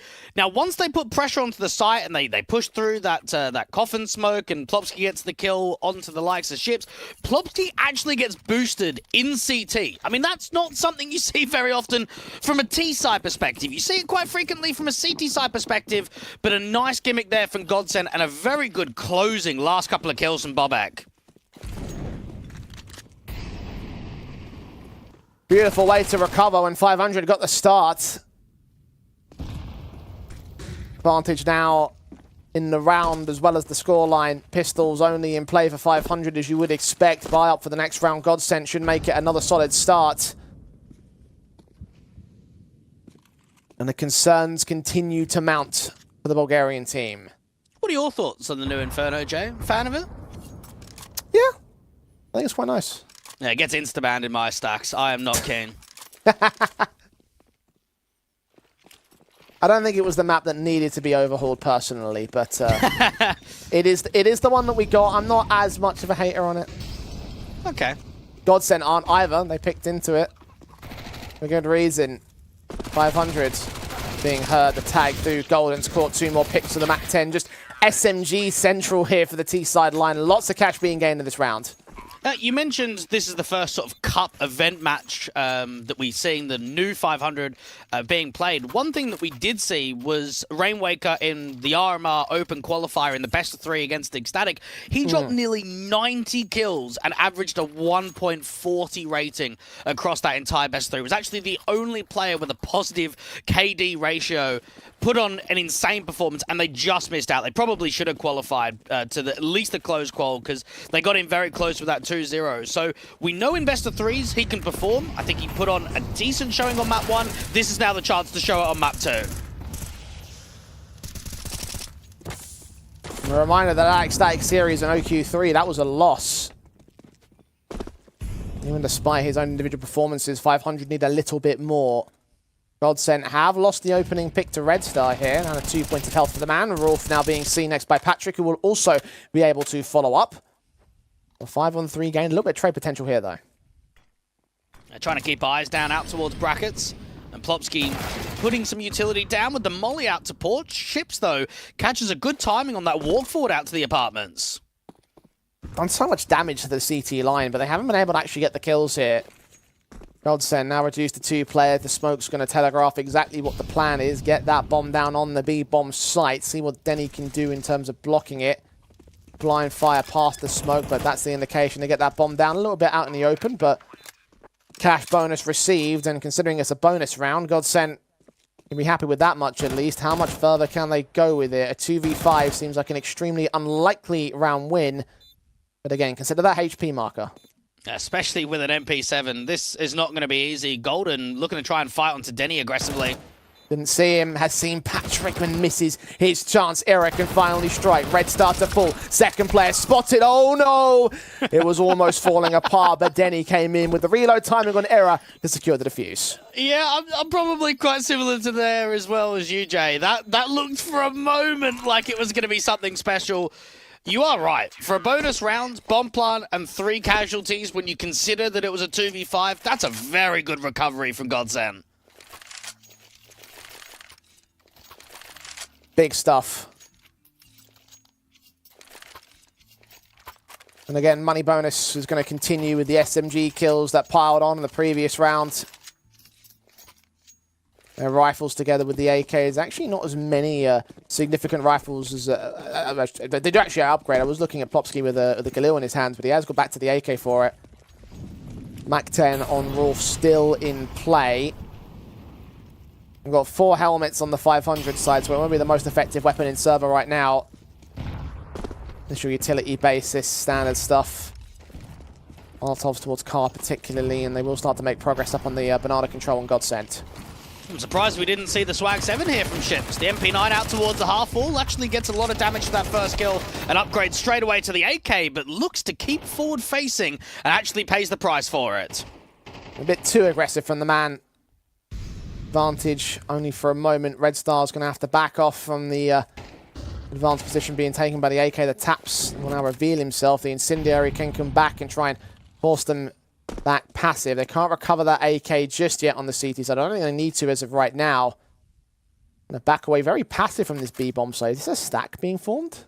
Yeah, it could be. Just a forward stack out here towards A. If it ends up being the B exec, it could just be an instant save. I mean, one thing that we know from Ships is he's a very unique player and shares a very unique play style. We know that he likes using the crappy weapons, the shotguns and the MP9s on CT side quite a lot. We know that he's a hard lurk on T side too, and has been in previous roles when he's not the in-game leader. Now, it's good information telling right here. Not only have they stacked towards A, but they're pressuring towards brackets. So Rainwaker gets the smoke down in time. They can set up the backstab to bottom banana now. 2 smokes to respond to the T side line. Rainwaker going to go very far out wide, but Rolf can account for it. Second CT known to the traces, the blind fire from beyond the smoke, desperate to get a blind kill, but it's not coming his way. Golden with one more pick to Patrick. Denny will find that response at banana. And A's to open up a slight crack in the smoke, but not all the way. Red Star, what's he going to wait for here? What can he find with it? There's a flashbang that Denny can use to try to get him into the bomb site, but it's the only piece of utility, and both players are tagged, so they're thinking better of going for anything risky. Going to save these weapons and give up a third to Godsent. And I think that's another one of those rounds there from 500 where they actually haven't done a lot wrong. They're in a 4v4, they've gamble stacked towards A, they've made the info play. The resmoke goes down there from Rainwaker. He sees the execution. Now, you might look at that and say it's fairly high risk to work on the other side of the smoke. The issue is he has to waste time to set up that backstab. If he just gets in there and he muddles up the bomb plant by going down, if he gets a 1-for-1 trade, if he just stalls for enough, it allows those banana players to come in with a little bit more ease, to come in with less pressure off of their back. And unfortunately, as soon as the work of the edge of the smoke comes through, Rolf's just holding for it. It's a very clean kill from Rolf. And as soon as you get that kill, you pretty much know the round's done from that point onwards. You really needed that 1-for-1.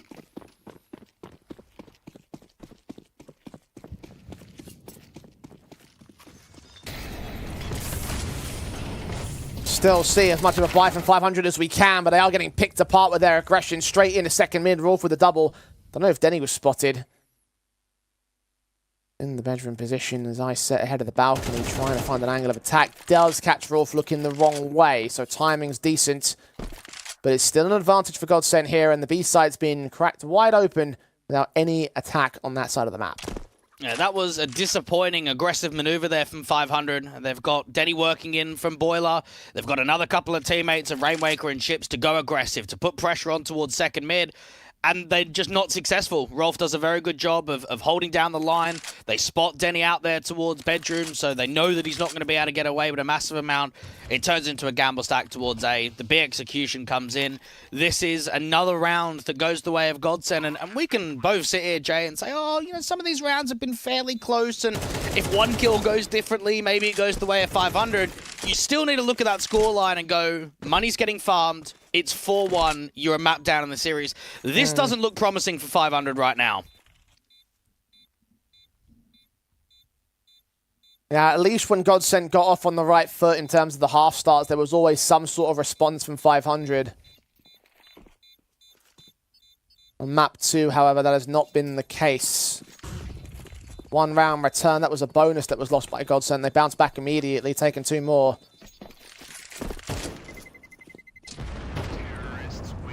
Four players alive, the economy can build. We've seen in the last map how many difficulties 500 had with dealing with Godsent's continuous buys, and they have to keep the guns in because, well, they don't really have much of a choice in the matter. Try to see what kind of buy they can get together for it. Get on AWP for Denny and SMG for Patrick, passed off to Chips. As you mentioned, him liable to use the crappy weapons. See what impact he can get out of Banana. Need to find something soon. And this is where we got to look at that core from 500 to look at the experience to step up in these sort of scenarios. They're in an uncomfortable territory. They're putting pressure down out towards Banana. Bobek is trying to get on the other side of the smoke, though. Caught by Ships. Golden can return fire. Nade sent up towards top. Banana will continue to keep the hurt on the HP bars. A 4-on-4, actually relatively low, even HP on both sides. The aggression that Godsent have found have once again forced 500 into a stack. A heavy-handed one towards the A side, which actually might pay off for them. And Plopsky already catches that vision out there towards Big Pit, Mini Pit. The smoke clears towards Long. They might want the AWP to peek on a contact and just slow walk in.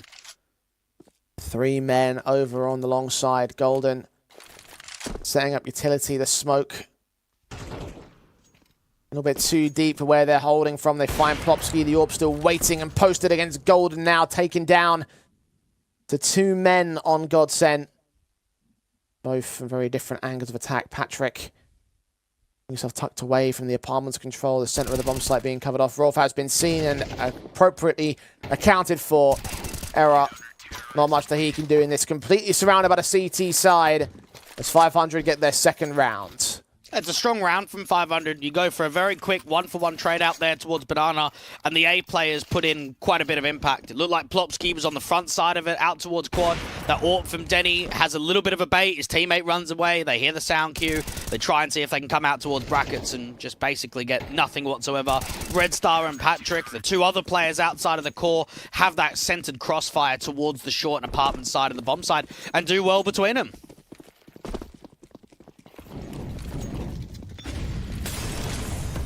Fast up at the CT side, trying to once again get aggressive, this time over in Banana. It's successful on Bobek's HP.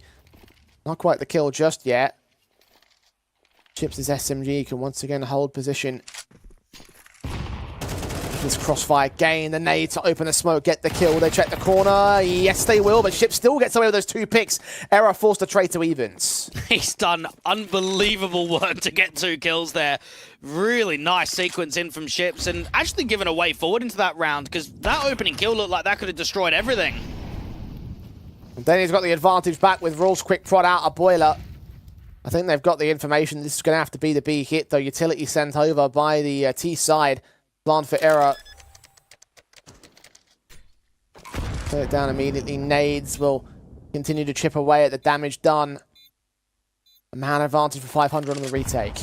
Plopsky wants to fight out here towards Coffins, wants that duel against Rainwaker, but instead Patrick's going to back him up so they can fight together. And using the fountain for a little bit extra cover in the back line. The AWP picks up his backup. They line up, but they don't go down together. Only 1 kill for Plopsky in that exchange. Patrick can hold on to the defuse, and 500 can start to close the distance again against Godsent. And this is where Godsent are going to have to be quite wary about Ships in Banana. I mean, this round, he's got great money. I still think he's going to go down to that MP9 because he's bringing a lot of impact with it. He's playing close-range angles. You look at him out towards Logs, Broom, Halfwall. It's basically up close and personal. And we know that CS2 is a little bit more of one of these games where it's swung or be swung. Very different than how CSGO was. And Ships is generating quite a bit of impact towards Banana. So this is something that Godsent need to consider and think about how they can fight against him. A small pause coming in. Figure out those intricacies. And this time Godsent have actually lost their economy state much earlier in the first half. I wouldn't mind a hero. Get Plopsky down onto a hero AK. Everybody else can buy in quite lightly. Maybe even Era go hero AK as well. Depends if they want to protect him for an AWP to keep that economy strong. Let's see what the specifics look like here for Godsent. Got some time to discuss it. They do get 1 AK in on Plopsky's part. Upgrade pistol half for Error. And Bobek and Rolf and Golden will follow suit with smaller upgrades here and there. A little bit of something in this round, but they're mostly focusing on getting the money bonus and the loss bonus together. The buyback in the next 500, of course, with their full set of rifles. Only 1 AK on Patrick this time. posted with Denny the AWP in the apartments. And this is an intriguing crossfire that we're seeing in apps. Denny looking underneath the feet and in between the legs right there of the peak that can come out from bedroom. Now, with the Tech 9s being up, or I should say Deagles rather than Tech 9s for Godsend, it's going to tell us that it's going to be a much slower round rather than any kind of quick pop into brackets or an apps pop or anything that's going to be pure aggression.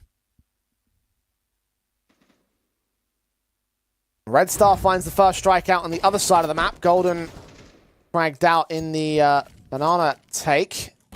A jump face as well. Caught information on the next player, the Eagle, fighting back onto Rainwaker, unable to get the kill for it, but will force that man to get a little bit more passive as they vacate the banana presence on the T side. 500 are happy to push forward again. You wonder when Ships is going to start moving even further. Does he wait for this smoke to clear, or is it now that he's hearing all the footsteps towards A? Shots ringing out, tag-ups coming in, several players seen, but they're just driven back without the casualties just yet. Finally, Ships compressed, but Rolf has caught his headshot, a 4-on-4 as they vacate brackets and start the rotation to B. Now, Red Star's got no nades to slow this down, so this could just be a complete rush into Banana and into the B side. Got to rely on this M4 and hoping that you can find Plopsky first and foremost. The second M4 has been picked up by Error and a second player is on the way in from 500. Footsteps heard. Rolf caught off. Bomb on site. Error can get that kill. Rainwaker through the smoke though does get Plopsky. Bomb plant can be secured. Another 2v3 post plant for Godsend. Error's got to step up with this AK now. Got armor on his side. Bobek's picked up an M4, but the aim punch is going to be difficult. Slow rotating position. Rainwaker and Denny coming in from CT. Patrick from Banana. Rainwaker making no qualms about his position. They already know he's out here somewhere. It's a case of when does he attack? Right about now, it seems. No further utility for the CT side. All three players have kits. One man spotted over at Coffin's jump face. Bobek goes down. Error with one decent pick and a second kill as well. Can he make it a triple? I don't think it's necessary because Denny's running for the hills. And Godsend can connect 5. And that's got to be pure frustration. That's a round of what? A single AK upgrade onto Plopsky and a few upgraded pistols. I think you can look at that scenario and say Ships overextended. They had Ships and Red Star that were the 2B players that were out there towards Banana. As soon as there's a lot of tell out to brackets that there's a play in from A, there's an over-rotation. Ships goes too aggressive. He gets punished. It means that Red Star's the only player on B. He gets a 1-for-1 trade. And once again, Godsend step up in the clutches. That was a really well-played scenario from Era out there to the new box.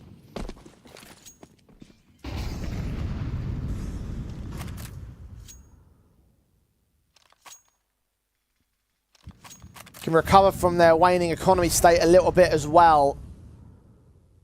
Galil still in for Plopsky, so it's not perfect on the T side, but mount up a decent fight against the 500 camp, who also have limitations on Ships' SMG, which is pretty standard at this point, honestly.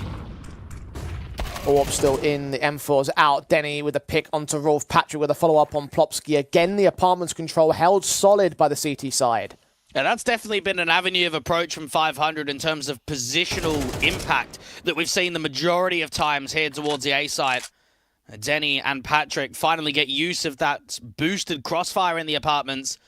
And for Godsend, this was the perfect round to force that reset, to get yourself up to 7-3. Might be more difficult than it looks. Oh, what a shot from Bobek. One back now for Godsend.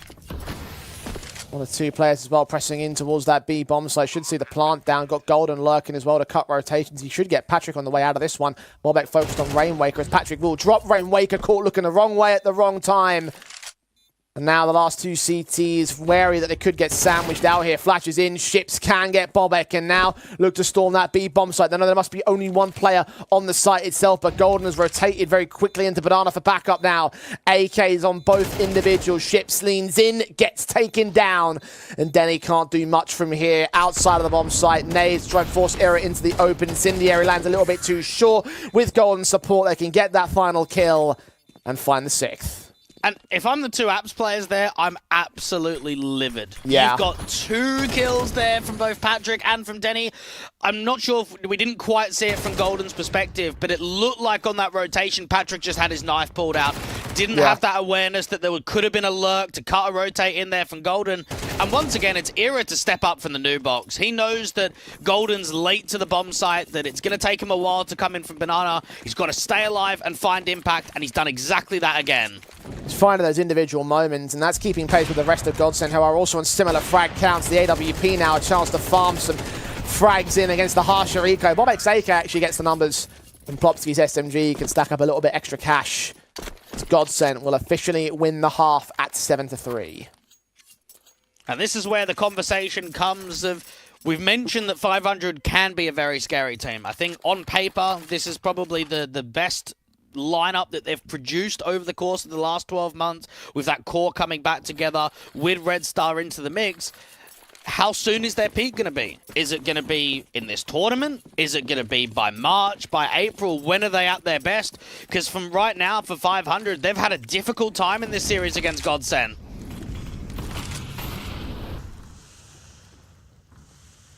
And these will be questions we'll be asking as the tournament rolls on, especially. And again, just to compare the pair, these are two teams that the cause of which were there in the last Compass event. Godsend went 3-0 in contenders. 500 went 1-3. So certainly looking to try and improve upon those positions as the weeks roll on for the Bulgarian team. Godsend to make good and repeating performances here and now. Just got to run towards that finish line. It's well within sight for the T-side. Ultimate round of the first half has felt a little bit of resistance from 500, but no kills yet. Now they know that Patrick's repositioning and he's actually getting smoked off, so Rolf needs to try and act before that smoke goes down. Otherwise, it's a cancel. They've still got plenty of time left on the clock. They're starting to regain some of that banana control. A lot of space being created. Rainwaker does find Golden. Advantage finally taken by 500 by a margin of a single point of HP, though, so it's not foolproof.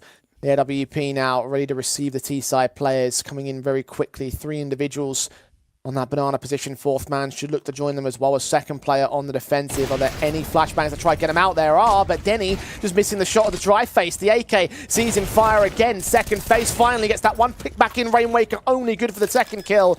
Eric can take it back with his own AWP frag. Him and Bob Ekalora. Rolf has got to do the heavy lifting in the 3-on-3 retake. And Patrick's anticipating that late lurk out from the apartments, but it hasn't come in this time. Era breaks the smoke, doesn't see anything, finally does on the ships.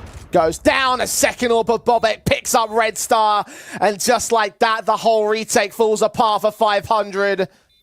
Number 8 for Godsend. Patrick caught waiting for a T-side player that will never come to his position. And now to save his weapon into the last round of the half, Godsend holding on to their advantage and continuing to rain hell upon 500. And the bottom line is that's not good enough there from Denny. If you're not being flashed off of that angle, you have to find the connection. If you want to hold that B site, if you want to keep that strong crossfire, if you want to try and get a 4th round up there from 500, that's a shot that needs to be landed. And you can see how quick the punishment was. As soon as he misses, he tries to reposition, get himself a little bit further defensively from first oranges, just gets domed, just gets absolutely clobbered. Godsend. I think we've probably seen a good 2, maybe even 3 rounds that you can look at from the man advantage scenario in the mid portion and say they shouldn't be winning that round. They've recovered quite a lot of situations, and 500 have not been able to capitalize. Now this could be a 9-3 half, which would really send a statement.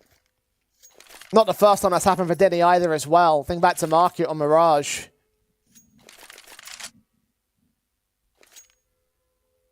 I don't get given the luxury of the AWP in this one. Scouts only for the man. Part of a broken buy for 500 in round 12. 2 M4s on Ships and Patrick. No such buy issues for Godsend, who should, by all accounts, be taking number 9.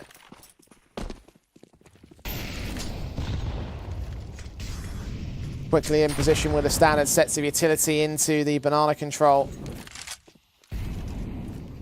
CT's held back behind the incendiary ships. Will try and press forward again, try and get aggressive. Bobek is ready for it though.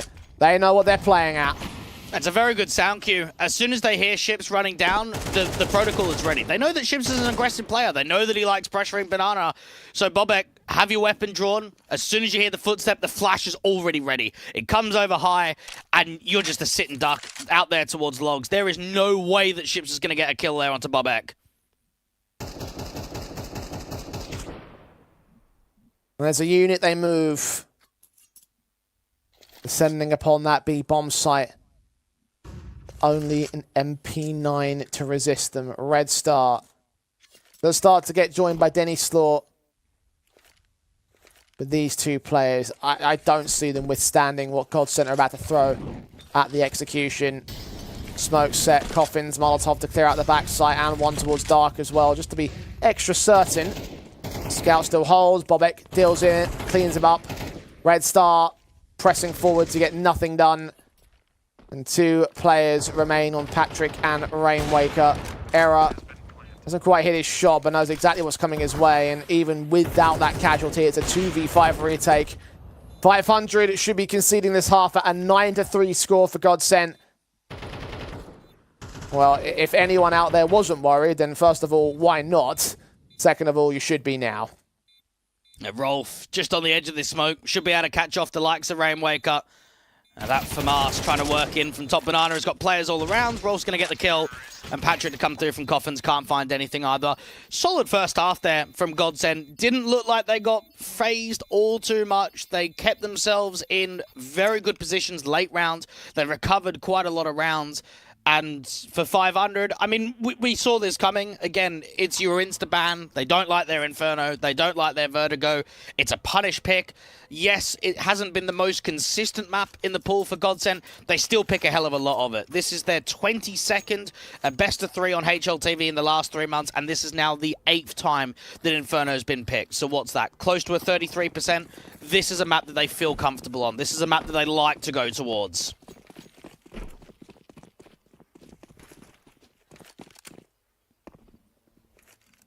Now we go to the second half, 500 on the T side, which at the very least, their T side against Sprout was extremely dominant, but it's a very different caliber of squad they're facing. Ready to press. Trying to get into this B-bomb site on the pistol basis. 3 players on the defensive. Godsent just know exactly what 500 are doing.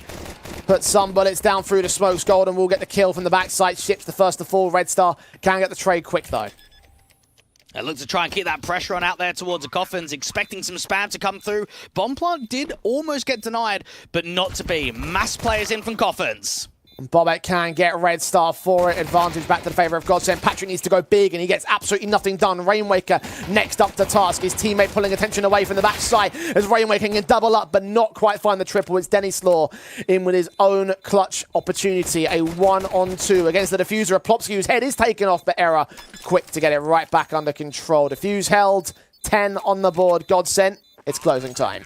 And I think if you're 500, you've got to buy it here. Bomb plant, 4 casualties, down 3 to 10. You got to put that pressure on. You can't give them that freedom to allow an extra round to go forward, to get yourself up onto the rifles. You've got to buy down now. You've got to try and get that reset. Godsent.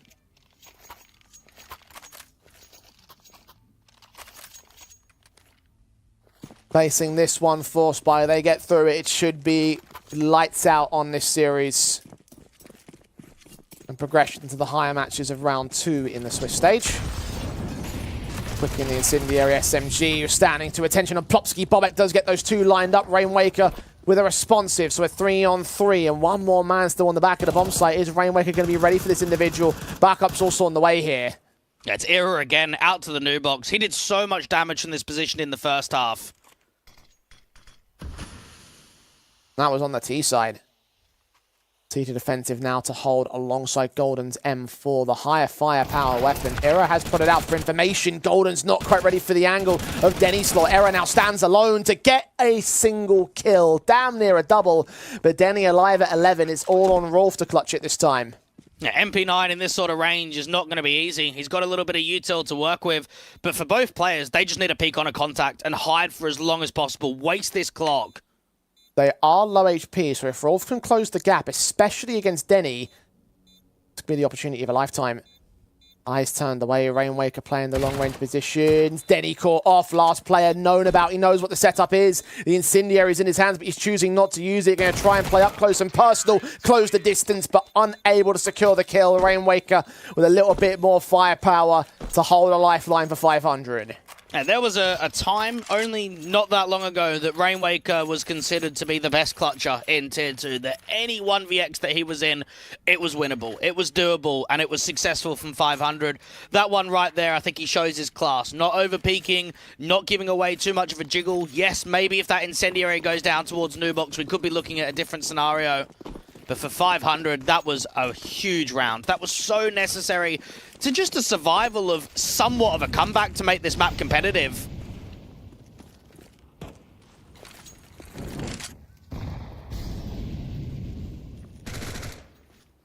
Well, pistols we pulled out for Godsend. We should allow a secondary round for 500. The force buy, however, with this firepower can turn the round back on its head. If not, start to get real positivity here for the 500 camp. Ships up close and personal against 2, only good for the 1-pick era with a responsive, but that's only a Mac 10 being lost by the T side. This is a pretty good prod from 500. They don't have much map control towards A, but the weapon advantage, the HP advantage, Bobek working on the edge of this smoke with a slight over-rotation towards A. This looks like another round for 500.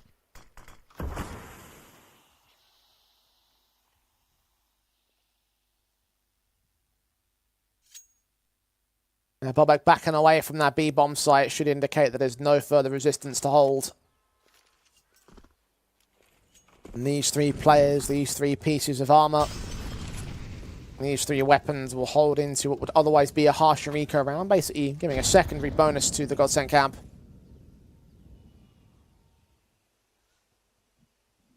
And 5th will go the way of 500.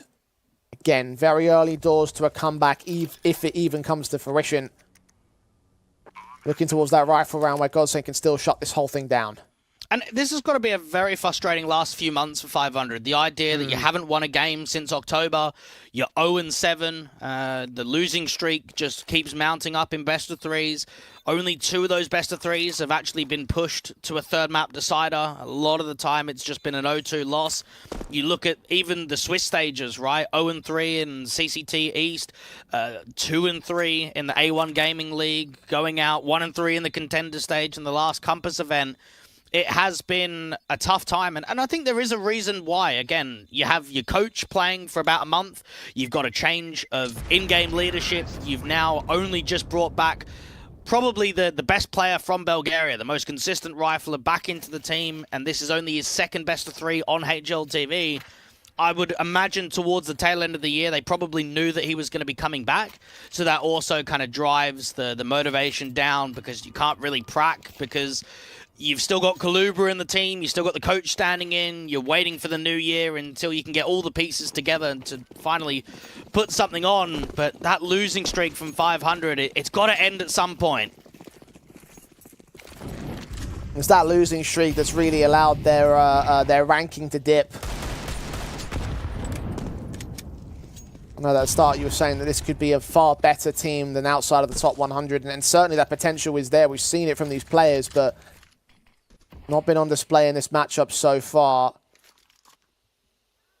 Hasn't been on display in the last few months, as you mentioned as well. So, again, this could be a turning point in terms of this tournament. However, Godsend have found a turning point of their own. Upgrade pistols again held in from the previous round. A couple of more upgrades brought in with the loss bonus still able to equate towards a buy in the next round. And they've caught ships to start things off.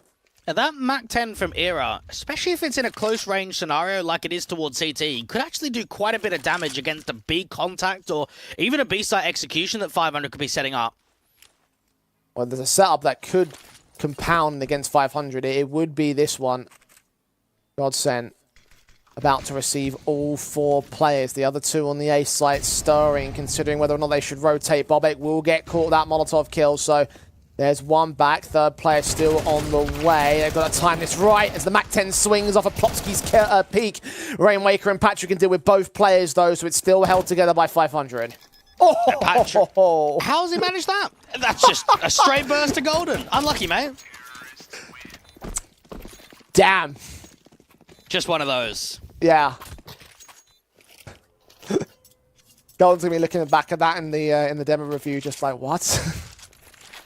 Well, I think Mental. for Godsend, at least they've got a rifle round. Now, it's not the best of rifle rounds. I think the util is looking a little bit light right now, and even an MP9's coming in towards roll. So if you are 500, this could actually be a chance to extend the round streak, to bring back the deficit to potentially 8 to 10. And if they can get it to that scenario, then there's a bit of a conversation on our hands of, will Godsend close in two? Well, again, this is the rifle round I was looking forward to the most from Godsend to try and shut down this this little streak that we've got going from 500. This is the one where the whole thing could fall together for them as Bobek will start off on the right foot, but Red Star is quick to return. Plopsky is back in with a peek ahead of the stack and finding Red Star to keep the advantage together for Godsend. It's a 4-on-3. Now, 3 players out towards the A site, very defensive from Godsend. Not on the front side, along and short and out there to the apartments. So it means that gathering information's going to be slightly tough. You've got the likes of Plopsky, very defensive, holding the crack angle towards Coffins. As soon as he sees contact, he can put that smoke down and flash out towards long. They need to try and deal with this lurker Rainwaker if they can, but he's being very defensive himself. Era making moves up and aggressive with one of his teammates making a lot of noise to indicate of a rotation. Of course, the B site's already been taken, so this lurk is only a lurk on the A site. The hits come through already. The plant will be secured. Plopsky is not even going to bother with the denial. He's just going to wait for his chance to peek. He's going to know that there's a player over at Old Grill. He has no info on the last 2. You wondered, did he strike a little bit too late now? Does the util come forward from Golden? How do they set up this flash? Straight off the wall, Rainwaker has caught Era in the back. The Molotov has forced that player into the open. Plopsky can strike roll for this kill. Patrick now caught on the reload. 1 HP versus 2. The taps to the head, only good for the 1 pick. Golden can overwhelm, and Godsend will have 11. Yeah, that's a great effort there coming in from Patrick. That's not an easy situation whatsoever. He tries to get the reload off. He actually doesn't even have the time to get the reload. He's on 1 point of health. You just need to get 2 taps instantly. He gets that first, not quite that second. Strong retake from Godsend. I mean, you look at that from Plopsky. Knows there's a player out there towards Grill. Still maintains the line to Banana. So while that player's coming out in the open, he gets that first fight towards Banana, helps the CT players come in. 500 looked like they could have closed down that post plant, but not to be.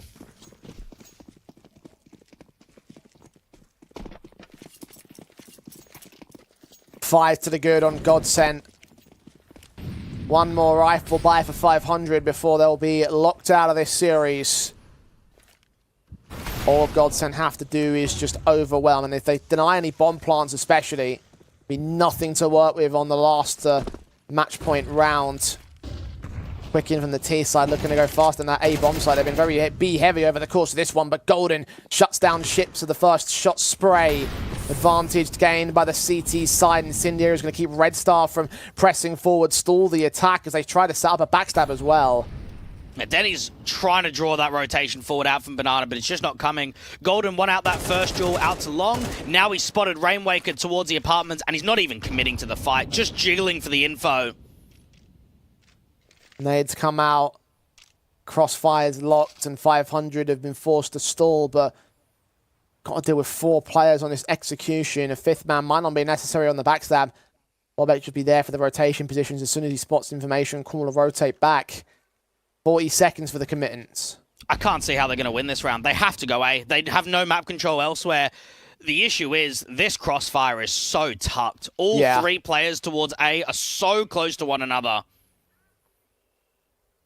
Orp slowly prodding around the corner, does see Plopsky, but Denny still doesn't hit that shot. Smoke out of the apartments will now reveal Rainwaker's position, but what can they do with that? AK of Red Star sees one, gets his teammate taken out right before his eyes. Golden and Rainwaker go trading. Rainwaker overwhelmed towards the apartment's entrance, and Denny has not got enough time to recover this bomb and get the plant and get through all 3 of the remaining CTs. It's going to be 12-6. Map and match point here for Godsend. They might lose 3 players, but that's less than what they've gained. And I think it just showed there for 500, because there wasn't a lurk at bottom mid or bottom banana, to even maybe jiggle bottom banana, to even throw a flash over the half wall, that could have forced something away. That may have forced Plopsky out from long to move further away, to reposition out to the B site, and that would have helped put that, I suppose, situation targeted out to the A site. But that crossfire between the two inside and the pit, it was too tucked. It was too close quarters. There's no way you're breaking that.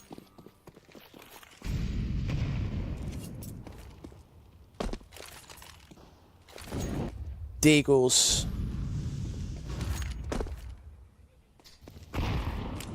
Forced out on the 500 side. Godsent taking damage, sure, but it's closing time for them.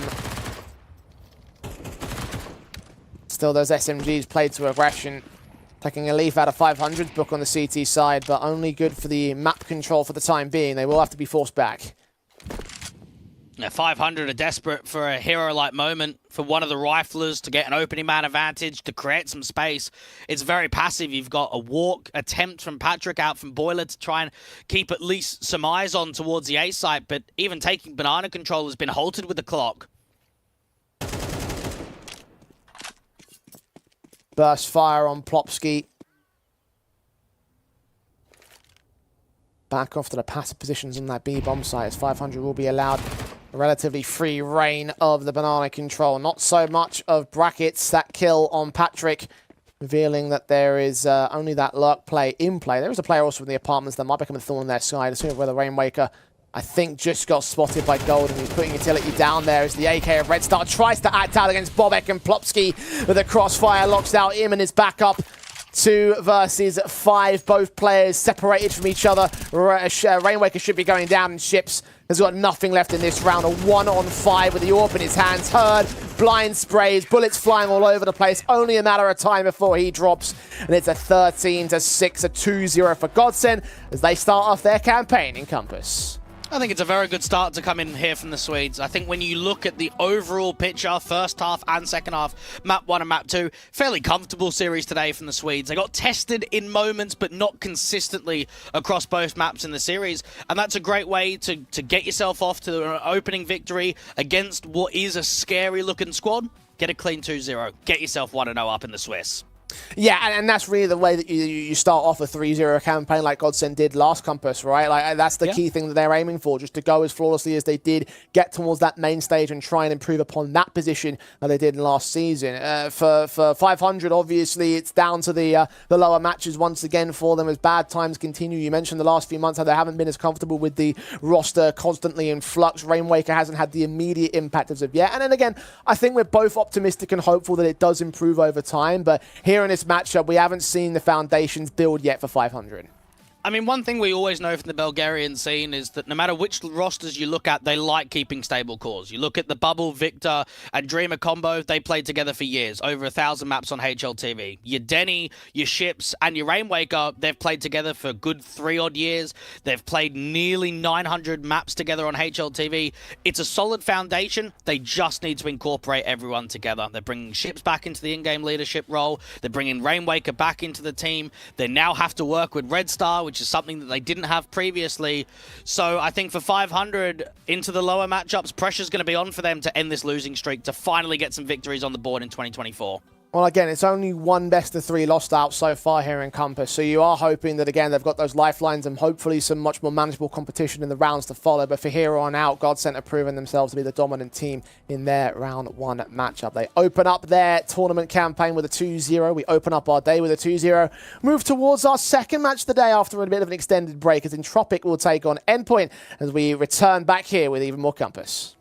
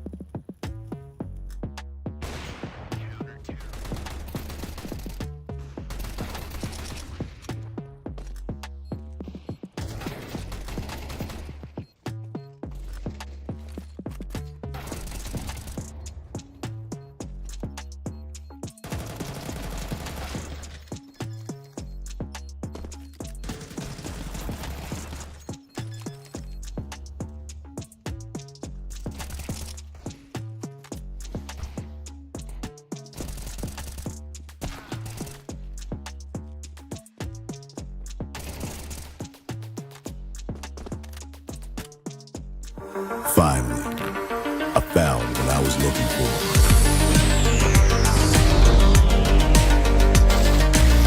Now that my search is over, it's gonna be a tough choice. But fortunately, no need to choose. When you can just have them all. Buy and sell skins on bitskins.com.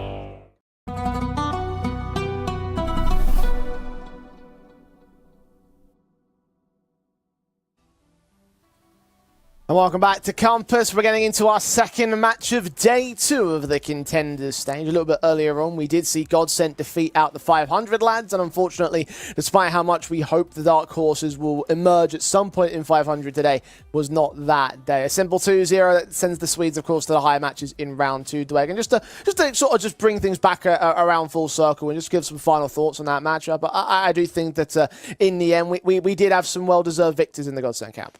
Yeah, and it's a victory that I think that they can look back on and say it was very clean. It's a very good way to cap off the opening round with a swift 2-0 and just look to try and see if they can progress even further forward. They're definitely a team that should be in main Swiss. Absolutely. Again, they went 3-0 in the last season, and I think that they have a good chance to make it 3-0 in this season as well. So I just have a lot of hope around them, especially with the way that certain individuals are playing, the fact that there was no true star, I think, in the overall. Obviously, there were some elements where it did feel like there was one guy that took over the match overall. For the 500 side, again, just looking to see whether or not they can build upon their new roster and see whether or not some of those elements can start to come to life in the next few months, because I do think it's going to take some time before they really show that Dark Horse potential.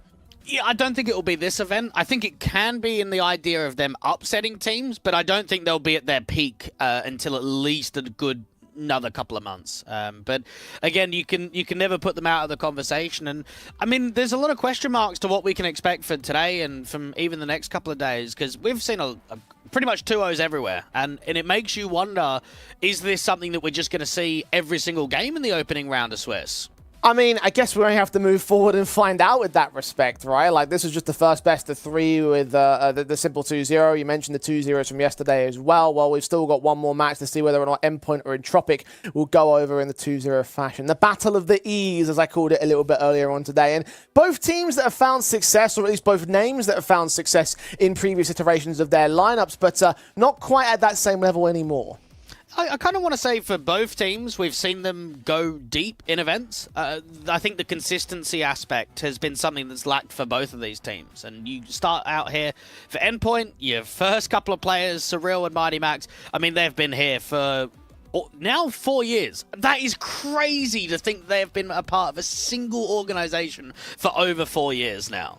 I mean, if you also count Mighty Max's first tenure going back to like 2016, then you've got like nearly the better part of a decade. Yeah, a slight gap in there, but we'll let that be. I think the key thing about this lineup, however, is the new boy, Switcher, right? Because Endpoint have always been sort of known in the last year or so as being like the feeder team of Tier 2, with several players getting called up. Well, recently Heavy God got called up to OG, and now Switcher is in his place for the Endpoint side. However, I'm not quite as certain that that's a very encouraging sign for the team as a whole, right? You can talk about, the idea of selling on a player and all the intricacies surrounding that, but when it comes to the squad itself, that's a big player to lose. It's never going to be a one-for-one comparison. I think losing Nerds and losing Heavy God and losing the likes of Flames, it's hit this team very hard.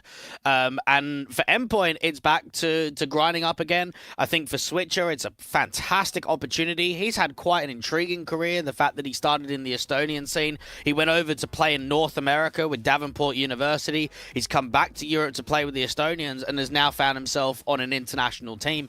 And I think very similar to Rainwaker, is we haven't seen a lot from him under the Endpoint jersey. He's only been here about a month or so. It is similar in the sense of the recency bias, but you also have to remember that Rainwaker, of course, had proven himself in many different years prior. That's true. So, like, it's very, very different in comparison to Switcher, because this is a very, very different capacity into what he's played before. He's never really played at a level of the likes of Compass or even around these higher-end Tier 2 cups, like the guys over on the Entropic side, who themselves are a newish team, but each of the individuals on this roster have their own individual small claim to fame. I think for Tizian, this is a huge change in his career, to go from working in the German scene with Killerfish and Alternate Attacks and, of course, Big, to now take over in-game leadership on an international roster. I mean, you think about a few years ago, I don't think that was on anybody's mind that Tizian was going to make that move. But he's got Collins around him, who I think is one of the best riflers to come out of the Serbian scene in the last couple of years. You've got Oxygen, who's a little bit more of a supportive piece that we've seen in the Bulgarian scene on Skade. Murrix, we've seen little of, and in moments towards the mid and higher end of Tier 2.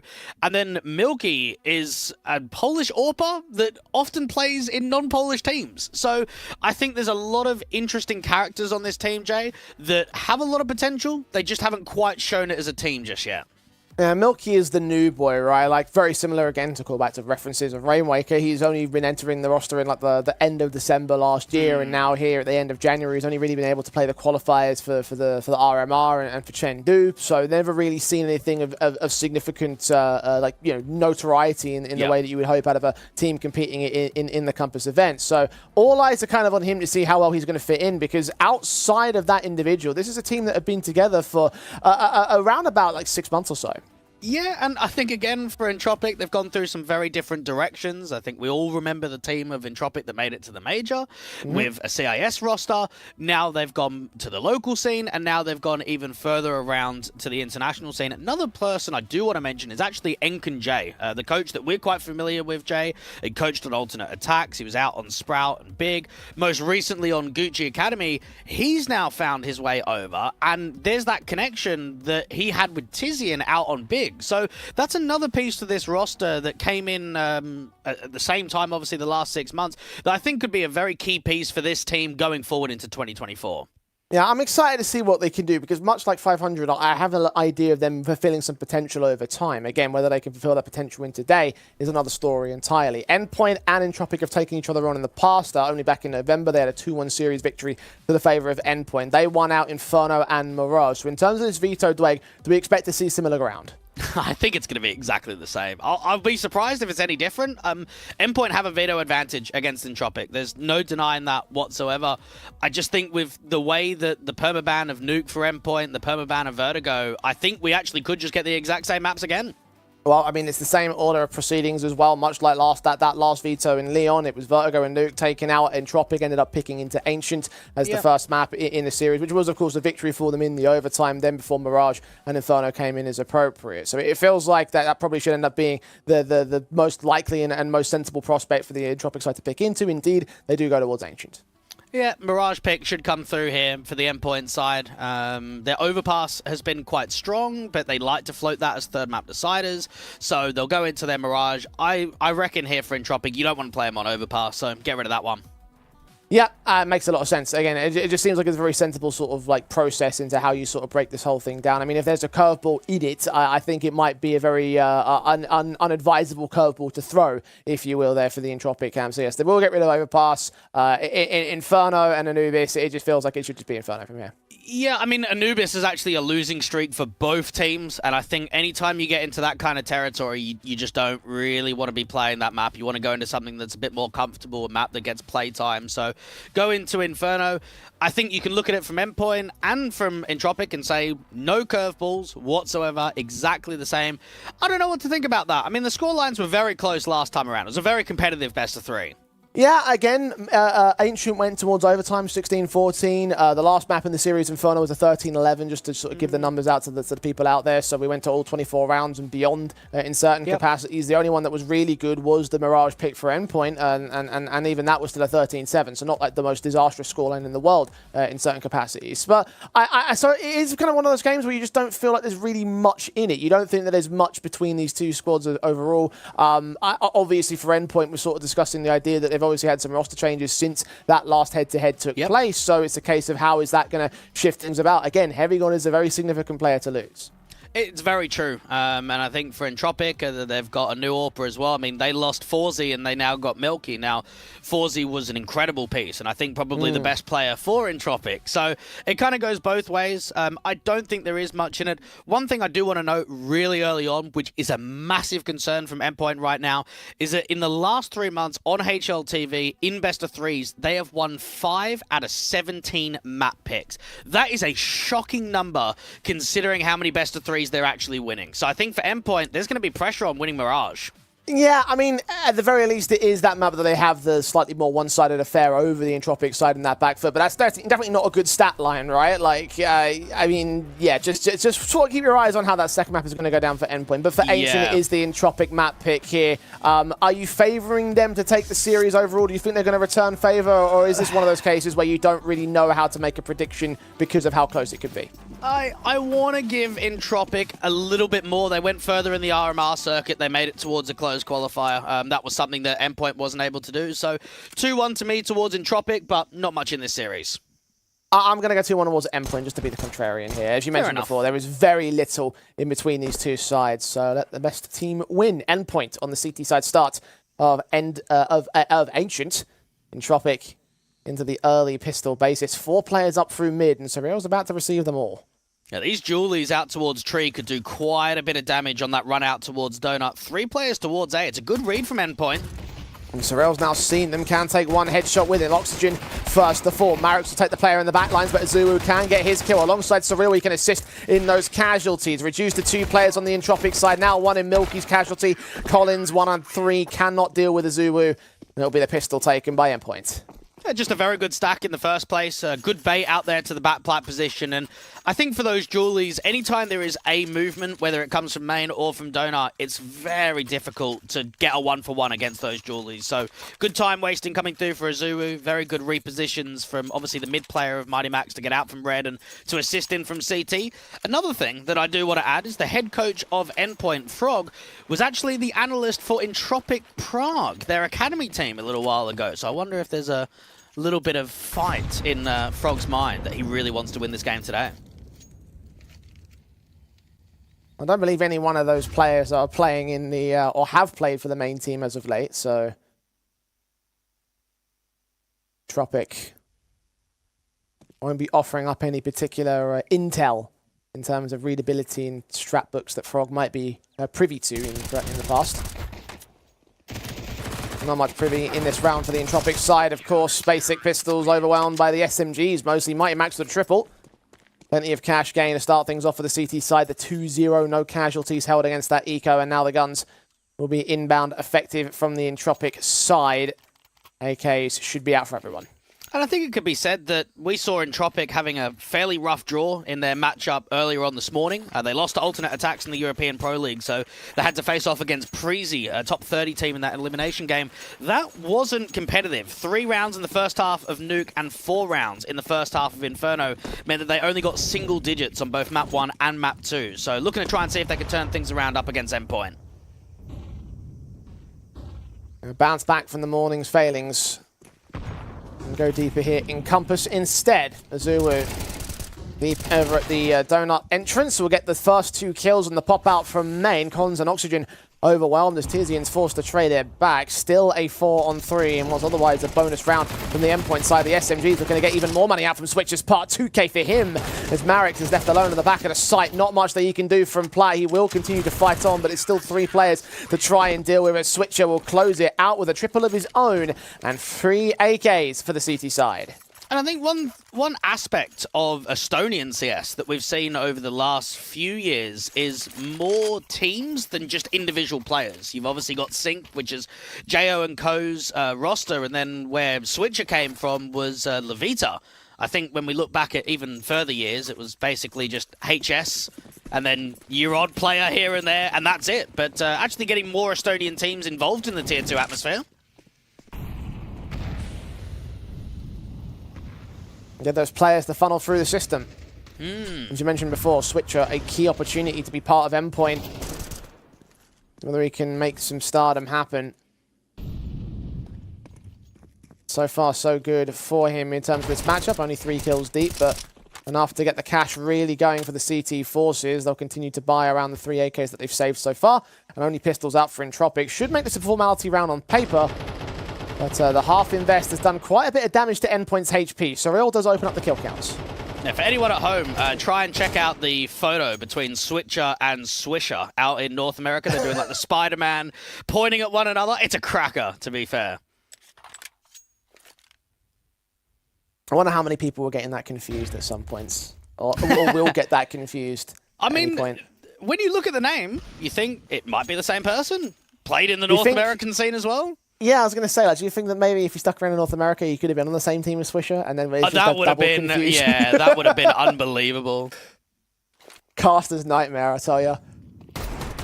Entropic look to make endpoint nightmares. They will find one on Switcher. 1 kill found, still 4 more to go versus the 3 that Entropic still have to play with. The AK recovered on one individual, but the crossfires are just holding from passive positions, going to find the perfect angles to get kills from safety. Slen does overextend a little bit, but does get his kills in. With Collins getting a couple back of his own, though, makes this a bit more of a doable round. Burst fire to the headshot of Azuu will leave it on Surreal on 28 points of health. 12 seconds to make the round work, though, and the bomb is well out of position. I think Endpoint realized this. Held back behind the corners. No need to take a directive fight. Let the time run out on Collins. Take a fourth and possibly a kill after time. That'll be even better. He will go down just before it hits 0. But it's 4-0 for Endpoint. I think there was moments across the last couple of years on Endpoint where Surreal was getting quite a lot of scrutiny, but the last 6 months and the transition into CS2, he's actually been one of the strongest riflers for Endpoint. And I think, again, now knowing that Heavy God is out of the team, he's made his way onto OG, and you have to pick up somebody else, it puts more emphasis and more pressure on the other riflers. And certainly for an experienced player like Surreal to step up, to have more impact, because they need to fill that void without Heavy God. And Surreal's been the one guy on this team that has had probably the most international experience of any of the players, right? It was particularly notable during his time on Complexity when he had those first opportunities in the S-tier events back in the early seasons of EPL and ECS and such. Azuu, however, taking stardom in terms of this round itself. Collins is going to try trade him back with a CT in from Switcher, able to get a returning frag. So despite the attempted return from Entropic, they are still holding the line on Endpoint. Individual fights taken by Tizian, only good for the 1-for-1, leaving it all on Milky and a 1-on-3. Oh, geez, they're getting absolutely pumped right now. This is a really rough start to come through from the likes of Entropic. Endpoint are just completely all over them. And I think when you do look back at that previous official, now you mentioned, Jay, it went all the way to overtime. There is a little bit more context into the matter. Entropic actually had an 8-4 half on that first T-side line and struggled to close and actually got pushed all the way to overtime. So knowing that this is a 5-0 beginning, that's worrying signs for Entropic, because they were all over them on the T-side last time. Yeah, history doesn't favour them in these contexts. Some of these guys have been really on it right now for the Endpoint side. Azuu continuing to post up numbers. Kind of match up to Surreal, who you were saying was becoming one of the better players, becoming one of the best players for Endpoint at the start of CS2. Rifle starting to come together against the pistols again from Entropic, who are starting to get into that dangerous economical cycle of the T side. Need to break that soon with some success. They try and go in for what could be a quick B split in from Cave and up from Ramp. They go in immediately. Tech 9 of Oxygen does catch Switcher off guard. He tried to bait them in real deep. Surreal can get a couple kills for it. Both players running out of ammo, though. Oxygen able to dive out of the way. Surreal is such low HP and will get taken aback to a 3-on-3. Plant will be secured. Yeah, this is a strong retaking scenario, though. Player in from lane, 2 to come out from CT. Oxygen up close and personal. AWP can't get picked up and get damage down. Azuu again. Collins not ready for Mighty Max. The lurk into the back lines. Endpoint firing on all cylinders all over Entropic in this round and in this matchup. One man at Tizian left to try and recover against them both. He's trying to hide back behind the wood wall. Knows exactly where the bomb's planted for. Can take Max down with him. Azuu's got another kit. Will hold the 10-second defuse. Deagle shots are off. He's got to force forward. Azuu's holding it all the way. Doesn't need to survive, but he will. 6-0 for Endpoint. And the streak continues. Just when it looked like a good opportunity presented itself, unfortunately there for Tizian, as soon as you get smoked off from Cave, you know that that round is basically over. Yeah, you can try your luck at the spam attempt, but it's so tough to win a 1v2 from that scenario. Oxygen tried his absolute best recovering that AWP to put some further damage down. Entropic yet to start here on T-side. Great efforts from these pistols, but they're just not good enough at the moment. Even the damage is still able to recover with Endpoint's current economy state. So much money flowing into them at the moment. Orps brought out by Slend, M4s on the other 4 players. Of course, Entropic will also be investing, but they've already lost the chance to take the half. It's evens at best come round 12. And that's assuming Entropic also go on a 6-round streak. And this is one of the weakest maps in the pool for Endpoint. You look at the last 3 months on HLTV, 5 wins and 11 losses on Ancient. And here they are doing absolute work. Swing forward of Azuwu looking for Collins, reads him right through the smoke. Advantage again for Endpoint in Tropic. Just don't know what to do to break it. The nade sent so well. Tizian taken down by Azuwu. Mighty Max can follow it up on Marix's trade. Another 4-on-2 scenario for them. Another unwinnable round right here from Entropic. Mighty Max repositioning actually could get caught off by the AWP. Reposition from Oxygen catches nothing, but Milky does get one. Frag onto the captain. The CT is forced to adjust against that. Still a man advantage for Endpoint. No real pressure to continue the fight. They forced forward so early into this round and got the major advantages for it. Now they have to sit pretty and wait for Entropic to act. Yeah, Slen's going to get a freebie. He's in a very good position out here towards ramp just to hold on to a contact. There should be no way that he doesn't get a pick from this angle. Sits down and holds it. 1 to go. I don't know if he spotted the second. I think he might have done. Certainly has now. Oxygen's head being seen. Third player going to rotate and join the party, but I think Slen wants his 2K. Doesn't quite get it. Switcher is still there for the responsive. Flawless so far from Endpoint. 7-0 Entropic. Well, this was not the match that I was expecting to see from these boys, especially on their own map pick. Now, something that you may not have known, Jay, was Milky actually stood in for Endpoint in a couple of HLTV games back in December of 2022, playing with Mighty Max and Surreal. Imagine what that must feel like. You've played with them before, you know what the guys are like, maybe you've had a good laugh there previously, and now you're 1-7 and 0-7 on the scoreline for the team. Yeah, not very encouraging. Endpoint making light work of this so far. Not Switcher ready to receive this B walk, who doesn't get caught looking the right way, actually. Collins with a pick that does open up this B bomb site. Tizian and Marix can also get a couple of kills elsewhere as they extend and hold the mid lurk. So this time it's a 5-on-2 for Entropic, as it looks like they've finally broken the cycle. Just a decent timing there for Entropic. You could see the way that they sold as much of an A fake as possible just to pull some over rotations and then walk up towards ramp. Nothing's being seen. The mid lurk works out to be successful too. The switcher was in a position where he was switching the angle. He was looking from cave and from ramp. Got caught in the timing. It's an easy entry and it's a first round to end the streak. Rip the dream.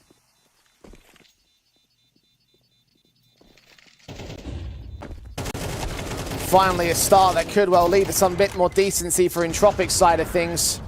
They can hold on these 2 guns here for the CT forces because their economy is suddenly starting to look extremely shaky. The damage that was done by Entropic in the previous rounds has compounded now. Well, they can afford a buy in this round, but the next one might not be so pretty. And this is where you start even considering the idea of how fresh this new player is for the Endpoint side. Switcher's played just 13 maps on HLTV. You mentioned he stood in at that LAN tournament, obviously proved quite a lot. Okay, yes, the competition was much weaker, but he proved enough at that one event that when it came time to get a new fifth, he was the call-up. He was the guy to get straight into the team. But even with that in mind, we're still yet to see that consistency from him because it's such a lack of officials. I think the more that we see from him in Compass, the more we get an idea of can Heavy God really be replaced? Because Endpoint are going to have a difficult time with that. But with the way that they've played on this CT side, they're obviously putting a lot together. I don't know if it's right to say that he'll be replaced per se, but like find someone to... Well, you got to move the pieces around. I mean, you're never going to get a one-for-one comparison, but you can get a fifth player that can work in with the system. And I think Max and Surreal are very familiar with working with new pieces. And just think about the number of players that are now currently very notable and reputable that have come through Endpoint. Surreal trying to press forward and take some more aggression out towards the lane position. Mighty Max forced to continue fighting with the SMG, but it's all going awry. Now Slen's Orb posted up close and personal against 2 players. He's called the no-scopes! Oh my lord! And just like that, everything falls apart for Entropic. Tizian Next to face, is Slen going to get a quadra? Not quite, but it gives Azuwu perfect chance to trade. What a moment! And that entire round should have been shut down. You have the hyper aggression to come through, double lane take from Endpoint, Switcher and the likes of Surreal. They come in, they get damage, but they don't get impact. Max then goes down with the MP9. He only gets away with one. No scopes could not be better in that kind of range, Jay. You're not out towards long. You're not at the pillar. You're close range towards ramp. That's the sort of distance that is excellent for no scopes. Bosh. Slenderman's come to play, it seems. Poor Collins gets a double kill, just denies any accountability of that round, or so you would assume. Excellent stuff from the Orpa, who's also relatively new to this Endpoint side. Azuwu now going to continue his aggressive force. I don't think he's aware. He's hearing footsteps. He's heard them. He knows. For utility out, Tizzy and Oxygen both being seen. And he knows what to do. Hold his nerve right up until the perfect moment. Spray through, and just right there for the double. Mighty Max has caught two on the other side of the map, and just like that, Entropic are right back in control. Almost felt like they never really lost it. Well, I'm not sure if that was Collins or Tizian that went out there towards A main. It looks like they've done a pretty good job of clearing A main. That's a really unfortunate timing that you look out towards that left-hand side, and Azuwu has just got the perfect timing. He's hearing the nades. He's got good trigger discipline. They know it's an A split. He's only heard two players in A main, and they're executing. So it must be an A split out from mid and in from A main. Great denial of both of those couple of kills, because Entropic would have felt like we've got out to A main, we've got a boost out to tree. This is looking really good for us because we haven't had a contact yet. Entropic are finding no answers to Endpoint today. And it's surprising with the lack of attacks, considering how pumped they've been in this first half. I think we've seen one from Entropic when they were down 7-0. Endpoint took one when they lost their first. Entropic are just feeling very lost at the moment. 8 rounds to the good on Endpoint. And they are creeping so slowly to try and find any sort of response. Well, when your A anchor is going 13-3, you know that you're having a fun time on the CT side. Surreal just up close and personal behind that smoke. Could get in with a flash from his teammate. Azuwu gets flashed out towards mid. Wins out that first fight. Tizian with a trade. Needs a little bit more. Doesn't know about the double cave right now. 4-on-4 situation. Tizian has walked right past Azuwu, but still gets the kill. Advantage back for Entropic, and Endpoint's cave players might be a little bit wary. Switcher's still got it on lock, and Slend is still not missing his AWP. Walk their way into the A site. Mighty Max has caught the bomb carrier, aware of the closer player of Oxygen, and deals with him as appropriate. 10 to the board of Endpoint. We still haven't finished the first half. Entropic looks like they might have lost this series already. Just a very deflating performance that we're getting from Entropic. I know that they've missed a couple of their moments. Again, when you're getting double no-scoped by an AWP towards ramp, it's just tilt. And it's just frustration, because you've done everything right. You've denied that double aggressive play from lane. You've dealt with Mighty Max. There's been a few rounds that you can look at and say, okay, Entropic should have won it. But as an overall picture in the 11 rounds that have been played, they haven't had that many opportunities. They haven't had a huge amount of rounds that you can look at and say, oh, if this one kill went differently, it could be 6-5 or 5-6 down. Endpoint have just been all over them. They've put up a valiant performance in this first half, and they're keeping AKs alive for the majority of these rounds, which doesn't help either. Just extra firepower to add to what's been an extra good CT side. Aggression, passiveness, it doesn't matter to Endpoint. They're making it work time and again.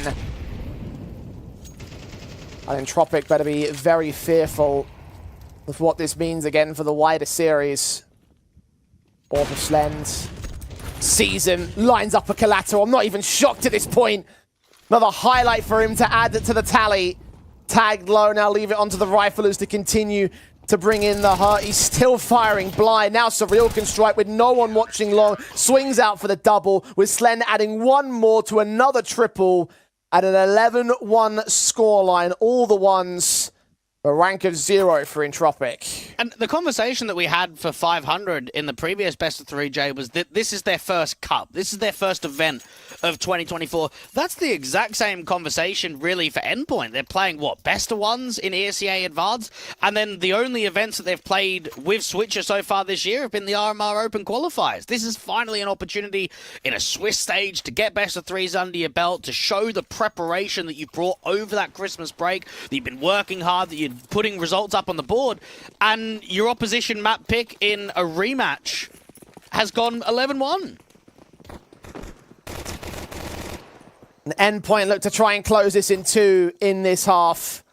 Azuwu's caught Milky. Oxygen swinging, gets one headshot, sees that bomb carrier, going to try and stall for backup, but he won't last much longer. Smokes against their rotation positions. One player in the backside seen by the firing squad. Mighty Max turns his attention towards the back of Temple as Slend can strike on Marix. Azuwu gets right up close and personal with Tizian, and Collins has got nothing left in this round. Plant should be secured at any point. Doesn't matter. Kill comes in. It's map point for Endpoint. And for Entropic, I think the only thing that has to be said is they need to mentally reset going into Mirage. Yeah. Now, we know it's a map that, again, doesn't get a huge amount of play rate for the Endpoint side. They're Anubis, they're Inferno, they're Mirage, they're Ancient. It's kind of the maps that they lean to in best of threes. You have a look at the recent history. It will be the 5th time that they've played it since bringing Switcher into the roster. But looking at how it went last time and looking at how map number 1 has gone, you've just got to write map 1 off and just say, we need to mentally refocus.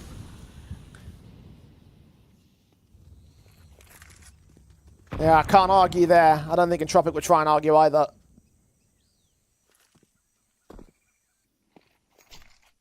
Their map in the series looks to not only be taken by Endpoint, but confidently and dominantly so. The Eagles by 7. A couple of SMGs set in as part of their forced invest, their Hail Mary forced invest. To go 11 in a row to overtime feels so impossible at this stage. Collins, desperate for just an opening man advantage. Milky with the jiggle, seen info down there towards bottom lane, but can't really do much with that range of the MP9 from that position. Needs some backup, needs a double peek in. Try to boost up one of these guns here on Slend. Look alongside Switcher. Mac 10 versus MP9. Trying to prod the shoulder baits. Force them to aggress, which might lead right into the trap. Indeed, Slend gets his pick. The Deagle Collins can strike, but Mighty Max and Surreal come in from the cave. Mop up to a 2 versus 2. Should get the bomb plant for it and all. See whether or not these retaking CTs can catch him off guard, if there is any firepower to do so. They have lost the AK at least here on Endpoint. Max falls back to range. A double up towards ramp. This is well played by the 2 veterans here from Endpoint. There can even be a spam denial from Surreal. Footsteps heard. Flash thrown, seeing nothing on the bomb itself. Got to get to it to tap it once, but it's just a tap to complete non-fruition. Spray down from the captain makes it another triple. And a 13-1 that secures map 1 for Endpoint. And that's just so out of left field, isn't it? Again, I know it was an 8-4 half last time around for Entropic and there were some struggles and it went all the way to overtime. But when you get a performance like that, I think it just showed from Endpoint they had some very good individual moments and they backed it up with some really good team play. They didn't give many chances forward to Entropic whatsoever. A very disappointing first map for the international squad.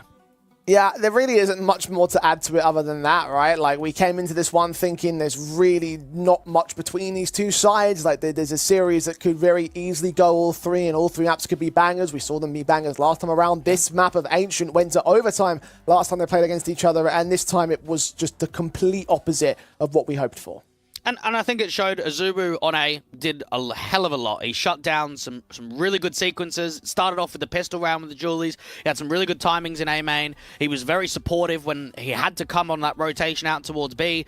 Yes, you have one incredible round from Slend, but I don't even focus on those moments. I don't even focus on those highlight individual moments. I focus on the consistency that they brought forward. There was not many rounds that we even saw post plants, right? The bomb not even getting into the bomb site before the round was over.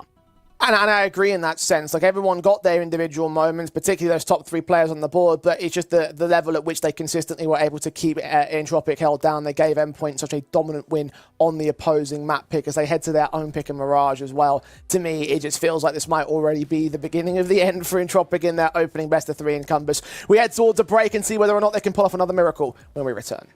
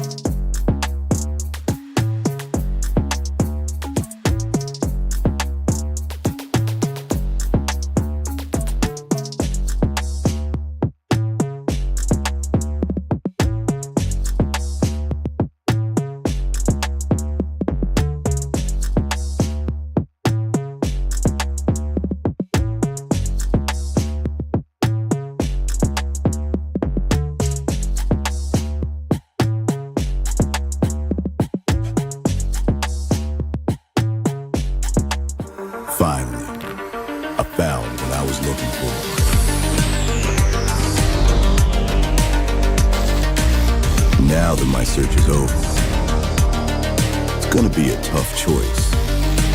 But fortunately, no need to choose. When you can just have them all. Buy and sell skins on bitskins.com.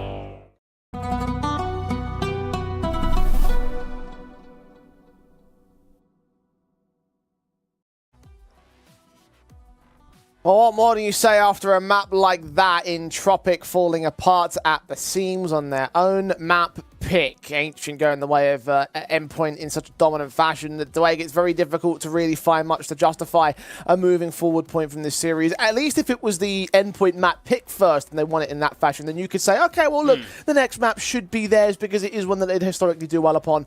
Ancient was the pick of Entropic. Like, what more do you say from that? I think for Entropic, at least we should be able to get to see what they're like and just show what they have to offer. I felt like on map 1, they didn't even get to show a lot at all. They were just losing a lot of fight. They were losing a lot of space.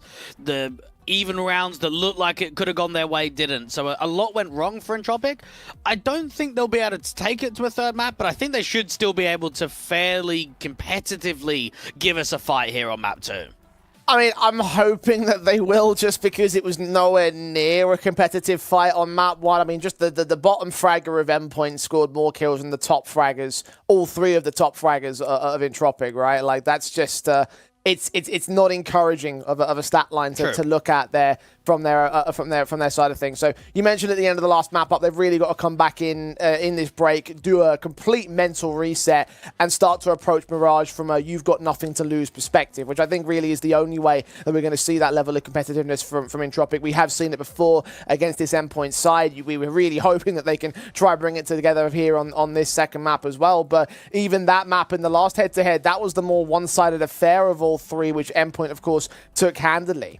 Yeah, it was a slow start as well. It was a 4-8 first half on that CT line, and transitioning even into the second half, they didn't give themselves a huge amount of breathing room to recover things. So a much stronger first half performance is going to be required if they want to put a threat onto taking this to a third map.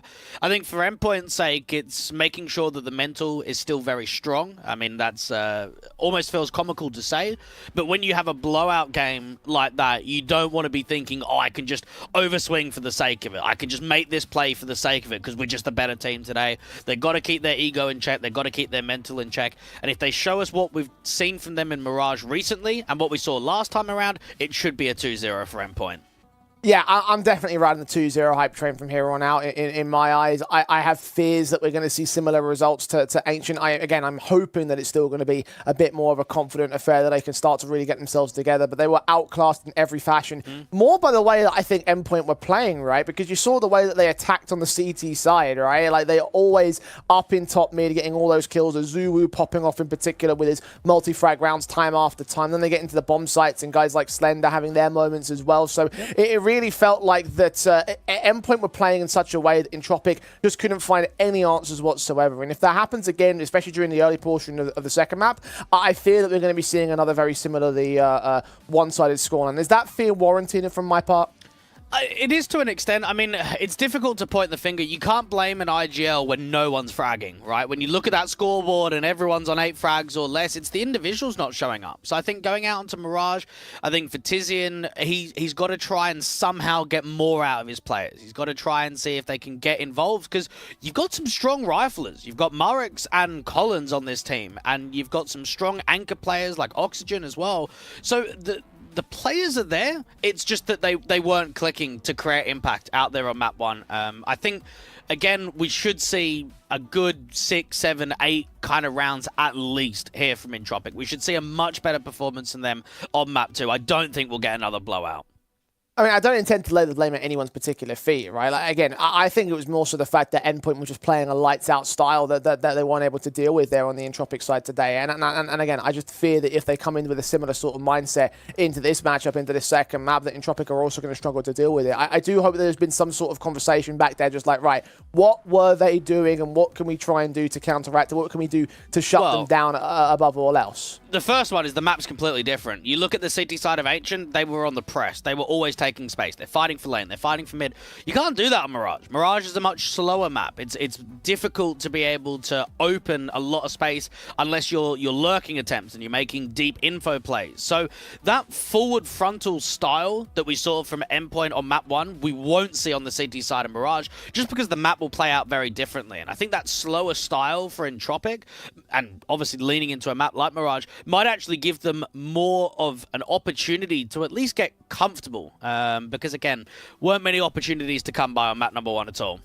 You still have some positions in which Endpoint can try and get a bit more proactive on this map up, like the mid setup, for example, is when you put 3 CTs in there to try and look down. You can also peek in towards the apartments. I mean, it's a lot more risky than going in for something like Ancient, so I will give you that, yeah, it's not quite as much of a map where aggression on the CT side is always going to work out as proficiently as it did in the last one. But again, I just have this fear in the back of my mind that Endpoint have gotten very, very confident off the back of that first map. Yeah, and I think for Entropic, I mean, it's been a really rough day. You look at that first map against Preezy, 6 rounds. You look at the second map, you got 8 rounds. You now come into map number 1, a map that you've been able to press all the way to overtime. Last time you get 1 round. They've got to turn it around. The last thing you want if you're Entropic is to have 4 blowout maps back-to-back on a single day. I mean, maybe that is the answer, right? Maybe it is just the case that this has just been a poor day in the office, like just a rough time for Entropic. They've just gone out the wrong side of the bed, and they haven't been able to deliver in the way that they would have hoped to in both of their series so far today. So, I mean, that certainly isn't a very analytical and very informative position to hold, but perhaps that is a case that in the future you could potentially write this day off and say, we just had a bad one, lads. Let's get back in round 2 and beyond. So, for Entropic, obviously, you are right. They don't want to let 4 blowouts go against them, so they have to get involved on the CT side as the pistol round looks to go live. And Murex out from CT, going to be the first point of contact. And Milky towards the default angle could actually try and get a bit of distraction damage. USP held back in at the firebox. No one's accounted for it here on Endpoint. They have now, so then seen it. Max is going to catch him off with a headshot as Milky could not hit his headshots of his own. First blood drawn to the favor of Endpoint as they get that bomb down. They're stuck behind the util. Got to wait these smokes out. Azuru's even got a further molly that can be thrown in.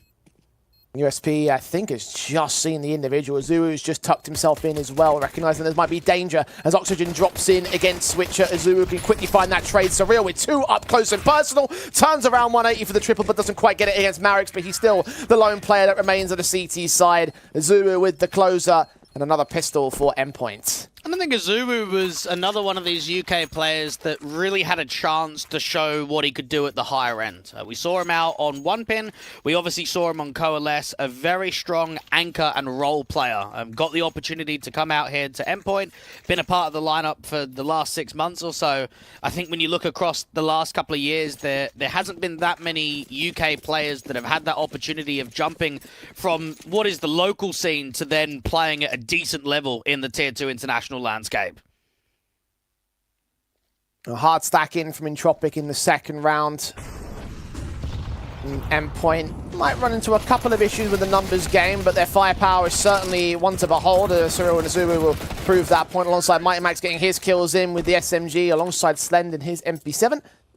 Very nicely played again from Endpoint. A couple of casualties, only one casualty actually being taken on Azuru's part. The guns stay in, the 2-0 kicks off. Entropic in with the rifle round. Yeah, I don't know if you saw as well, but Endpoint were boot camping for the RMR Open qualifiers. So they were playing all of their officials from the headquarters that Endpoint have, and it makes you wonder, maybe not wonder, but obviously they've prepared that boot camp for the officials. They've obviously prepared that boot camp for Prac and to get ready for the new season. And again, this is one of their very first few events that they're playing in the year. Is that boot camp just for the qualifiers, or are they still there? I don't know. I can't imagine that they're still there. I'm sure we could get some official confirmation. I will ask for you, Jay, and hopefully try and get that information before this series is over. Because if it is a 13-1, we might just be cutting it a bit short with the time. Yeah, Pete, if you're watching, just slide me a DM. Let me know what's going on there. The 2-0 start for Endpoint for the time being. So it definitely feels like that if they are on a boot camp, it is working well towards their favor. And if not, well, the echoes of that practice is favoured them in terms of this matchup. Entropic trying to push forward and trying to get proactive of their own right, trying to bring a little bit more fight back to Endpoint, but it's only working out so well for them. Collins and Milky actually do get the trade and are responsive to a man advantage, but Max and Azuu right back on them. Mac 10 kill, and the Molotov burns Collins from the back of the truck. No smoke in the way, nothing he could do to go down. The B-side's been opened up for it. At least Tizian keeps it at a 2-on-2, but this plant will be secured. A double up from the short position, and Slend has already fought down Tizian in the 1v2. This is really going to test the in-game leader now. They are low HP on the part of Endpoint, though. Slend on 4, Azuu on 38. Dizzy and Molotov will reveal himself, but now all they have to do is keep themselves hidden for as long as possible until the moment strikes as Slend goes down. Azuu continuing to stay hidden, swings for the headshot, has himself placed so well for the third on the board of Endpoint. And I think that's another round that you look at from the perspective of Entropic, Jay, and frustrations are going to be high. I think Tizian's played that 1v2 really nicely, knows that Azubu's out towards the backside, he puts the molly towards bench, he baits out the likes of Slend out into the apartments. They know that Azubu is low, but it's just not quite enough. It's not enough to get a round together, and I think we saw a couple of those rounds out on map number 1 where they came close to closing, looked like they should have done, and it didn't quite happen in the end.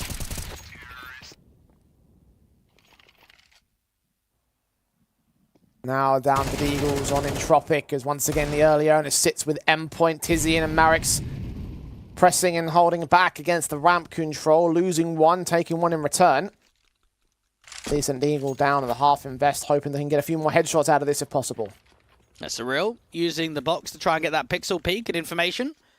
Max has even got a flash to try and peek around the corner. Milky gets aggressive. Finds one. Second player around the corner, but Surreal deals with him. Marix now pushing up with a second teammate as well. Surreal has got Azuu on backup. Collins still able to dish out some decent damage, so a slightly expensive round there for Endpoint. 3 players going down. And honestly, for a half-buy for Entropic, that's actually a bit of a win for them. Just to give you some confirmation as well, January 5th to January 22nd was the boot camp dates for the Endpoint side, so just under 3 weeks. So not there at the moment, but a lot of time that they could all be together. I would say it was the first time that Switch has been able to meet the lads, but obviously they went to LAN together just before Christmas. So an opportunity to maybe just to get more familiar with one another at least. Well, first time as an official member of the roster, because that was a standing tenure, if you remember. Yeah. So we'll take those technicalities just to make our stats seem like they're legitimate.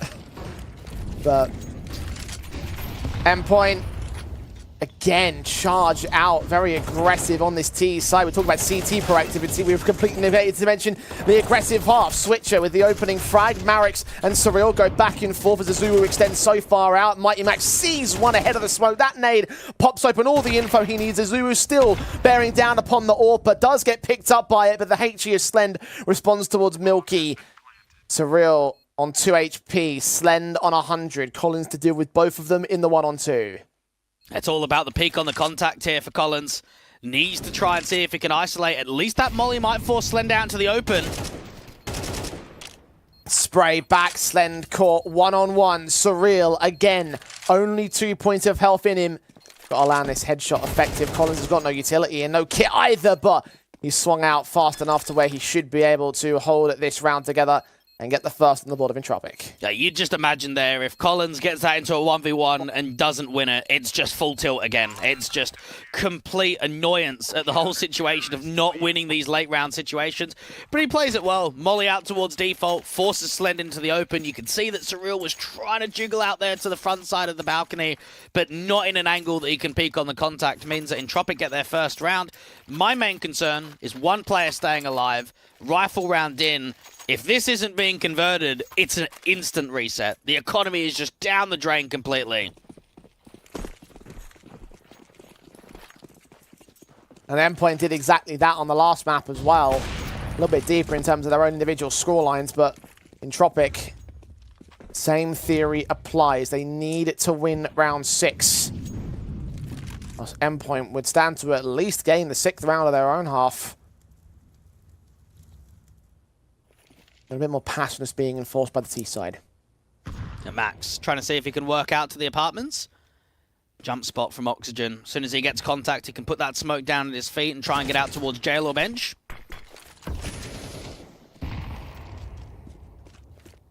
Draw attention back of the CT forces in from mid to focus on the apartments. Oxygen going to start to press. Has tried this before in this matchup, but hasn't quite been able to find much for it. They are going to back away the same here on the T side.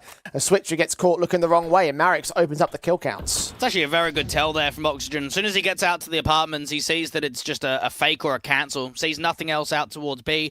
Can focus a little bit more of that attention towards A. 2 players close towards main on a crossfire. Milky. Oh, missing a shot. And Surreal dead to rights, but the peek in forces that AWP to fall back. Rejig up the A defensive as they start to look in. Azuru's seen that one player ahead of the smoke. Marix is going to catch him with utility in hand. A 5-on-3 now. Mighty Max creeping forward, trying to find an angle for a trade alongside Surreal on the other side of the site, the other entryway. Milky gonna avoid that Molotovs, hide in amongst the smoke. 18 seconds, the plant needs to be secured soon. Players getting tagged up, max to 6 points of health. Collins held back as Tizian can clean up the bomb carrier. Double up, Milky's no scope, finishes off the player in at ramp, and all 5 are alive for Entropic's second. It's a very good round there from Entropic. They have a decent crossfire out towards mid on that walk up towards short. They have a pretty good tell that nothing's coming out to the apartments. Just pummeling U2 in the late rounds. As soon as that re-smoke goes down towards ramp, you can see Milky trying to get on the other side of it, evading as many of those flames as possible. Doesn't want to give that sound cue away. And it slowed it down. It meant that Max and Slender trying to work out top con and up towards stairs, and Surreal's kind of trapped behind the U2 and can't assist in that pincer on the split.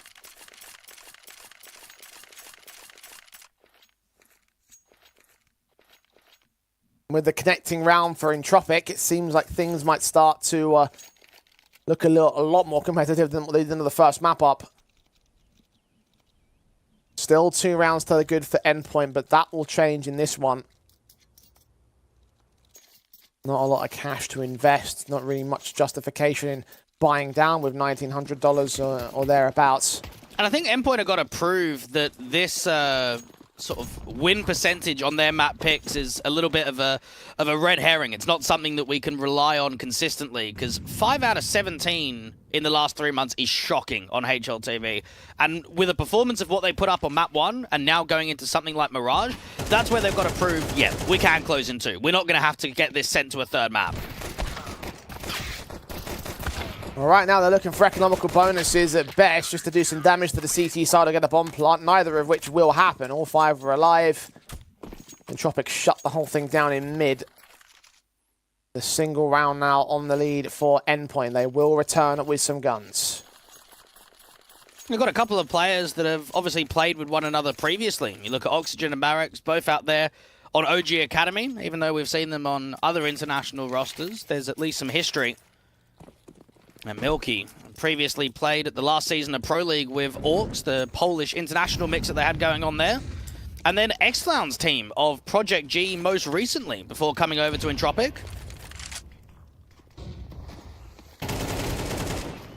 They get ready for Tizian. Mows through 2. Can't quite get the triple.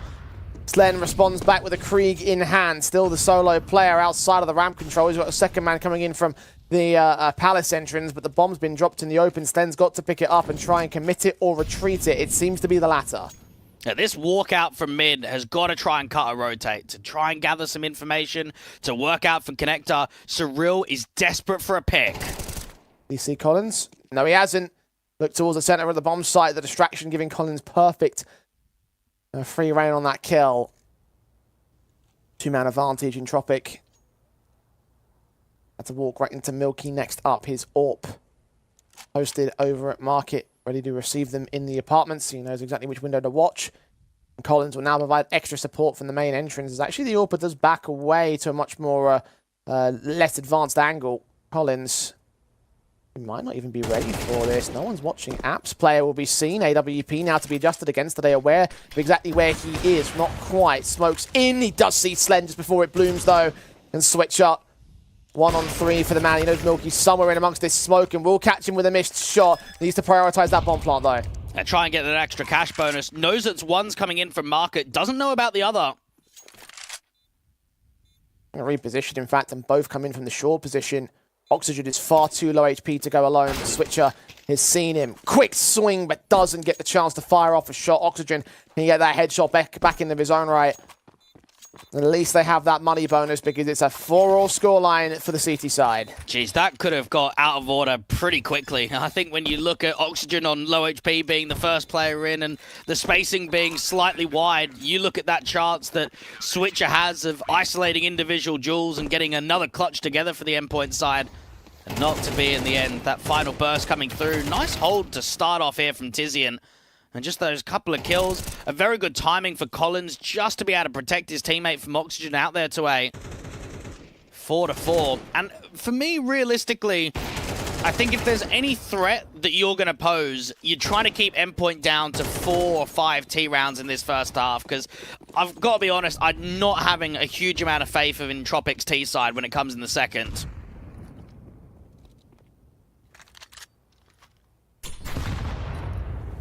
Going to mount up as much as possible. Endpoint quickly making their way into attacking positions. Azu able to get that first kill with the Mac 10. Mighty Mac's going to burn though. Collins credited with the double. Now 3 remain for Endpoint and he still holds the defensive. Meanwhile, Milky's going to get flanked in by Surreal on the short position. So there's once again opens up an opportunity for Endpoint. The AWP now in the hands of them. Marix engages Slen with his M4. The AWP are still looking for a way around his smoke. Collins knows that he's covered off in terms of vision. The harder cover of Switcher will not offer too much to the M4, and Tizian is there for the closing element. So, in Tropic, for the first time in this series, gain a lead. Yeah, that actually got scary for a moment. You have a very good timing where a lot of distractions being pulled into the apartments and Surreal's just able to walk out mid, get into short with a dig and get a kill. In the end, it doesn't get out of order, and in Tropic, it's 5 rounds in a row. It's looking quite positive. Money in the bank is looking very strong right now. Endpoints are having some struggles in these rifle rounds.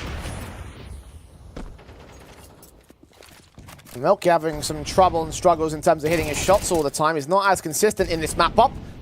Switcher and Collins back and forth for the opening kills. Azuwu providing support to Surreal, who will tank a little bit of damage to the utility basis. Switcher and Collins especially down extremely low HP for their early kills. Marix are going to try to punish the higher HP players out of the connector control, but will not be able to extend past that smoke. I like this position that Surreal finds himself in, because it's one of these angles boosted up into window where it all just relies on the timing of the space being created, whether it's out to B, whether it's out towards A, to try and find yourself in a position where you can slip through the gap and to catch a bit of space opened up. Azuru on that lurk actually loses the fight to the other AWP that was playing out on an anchor roll to the B site. Now Endpoint going to fight back for that apps control. Lens AWP trying to look down range and realize that nobody's out here. Surreal. What's he going to do? Will he try and backstab in against Oxygen? That might be an easy way to clean up the B-bomb side because no one's watching this backstab. Player over at Connector is being very tentative about peeking forward, so absolutely the case that they cut the rotations only. AWP missing its shot, sees the player on site. Oxygen lands against Switcher, now down to 2 individuals, and finally Surreal can look to strike, but the spray goes all over the place. Does get Marix in the end, but still, the AWP at the back lines over at Market is still a key concern that Slend has got to deal with a flick and a half. A 2v2, as Surreal can make it down to 117 HP in the clutch. I don't even know if Collins is going to be able to find a pick. You look at this entire scenario, this is so tough to win. Surreal even jiggling out from Market, caught that timing. Collins might as well go for it because the money's good, but Slen should have him on the lock, and indeed he does. If I am Oxygen, I am absolutely fuming at that round. I've had 2 important picks as a B-site anchor. It's a 4v2 advantage, and we're not closing the round. Endpoint with a fantastic recovery. He made one critical mistake that even that should have been, it shouldn't have been punishable by Slend, right? Because he was still in motion when he peeked around that corner. The AWP flick so effective from this young lad. Endpoint equal as a result of it in Tropic. As you mentioned, money's still good, so they can buy into round 11. President can surge ahead first and foremost. Mentioned Endpoint wanting to try to keep this down at 4 and 5 rounds at the turn of the half for Entropic's part of things. I mean, they find this round right here could seriously harm the chances of a definitive buy for Entropic in the next. Loss bonus pretty nullified. Endpoint going in aggressive once again. Tizian unchecked by Zulu. No one accounting for the sandwich position, but Mighty Max can get the trade to respond. Milky's Orb trying to hunt him down. We'll see that flashbang, know exactly where the player is, but opt not to press any further. Try and get that AWP out towards Connector. Scope would have got heard. Now, we saw last round, Surreal worked in from window. This has got to be something that Entropic have to keep an eye on. Milky trying to find any angle possible, anything at all. Marex might look in as Oxygen does find Mighty Max, and the adjustment there from the secondary AWP is still in position. Slen, one trade back. Still a 2-on-3 for Endpoint. Milky is such low HP once again, but the rifles, the automatics of the CT forces have crossfired and will sandwich in the T-side forces. Switcher will get caught. Slen's AWP. Stellar so far in this series, has a ton of work to do to make this plausible though. Has heard footsteps behind, spotted vision towards the front, and Collins will close out the round. I think it just showed how competitive that round actually was. If Milky goes down, I think that's a completely different scenario. Endpoint get a very good timing there from Max to try and keep it at bay. I mean, it's crazy that both of the AWPs on A. I think that's the first thing to note in that round is that Oxygen's the B player. He's always the hard side anchor, and yet that AWP is out on A when the other AWP is also in connector. It's very rare that you see two AWPs towards A. Very unorthodox setup, but it works. Quickly, they'll make their way in towards the CT aggression. This time, Milkcake does get overwhelmed by Mighty Max. The flash is in from the CT side, though. Give Marex a perfect chance to get a trade. So it's back to a 4-on-4 very quickly. Now you wonder who's going to own up to missing the top window smoke. Endpoints get themselves off with that opening pick, but without that smoke, it meant that Marex can come in for the trade. Now, if Marex is on low HP and there's a walk in from A, one kill could actually change the complexion entirely. This is at least a decent off angle out from Palace. Slens probably will lose this fight to Tizian. Yeah, no idea. Now the rest of the T's are forced to act out of the ramp control. Footsteps are being heard, but the CT side of the rotate are going to get caught off and smoked away. Plant can be secured. Marex be watching and hoping for an entry point. Oh, just seeing the gaps in the smokes, but still finds Surreal as Oxygen deals with Switcher. It's Izuwu left alone. A stellar player in that last map up, but surrounded by all sorts of CT presence.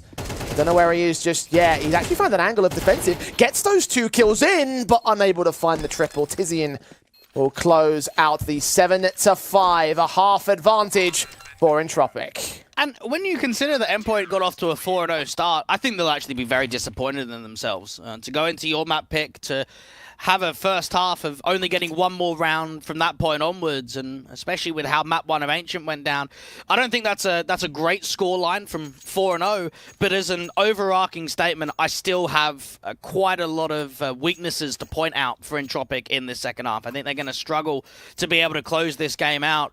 An opening pistol, an opening force buy, or an opening rifle round could be a very, very large helping hand for Entropic to at least get that scoreline closer and closer to 13.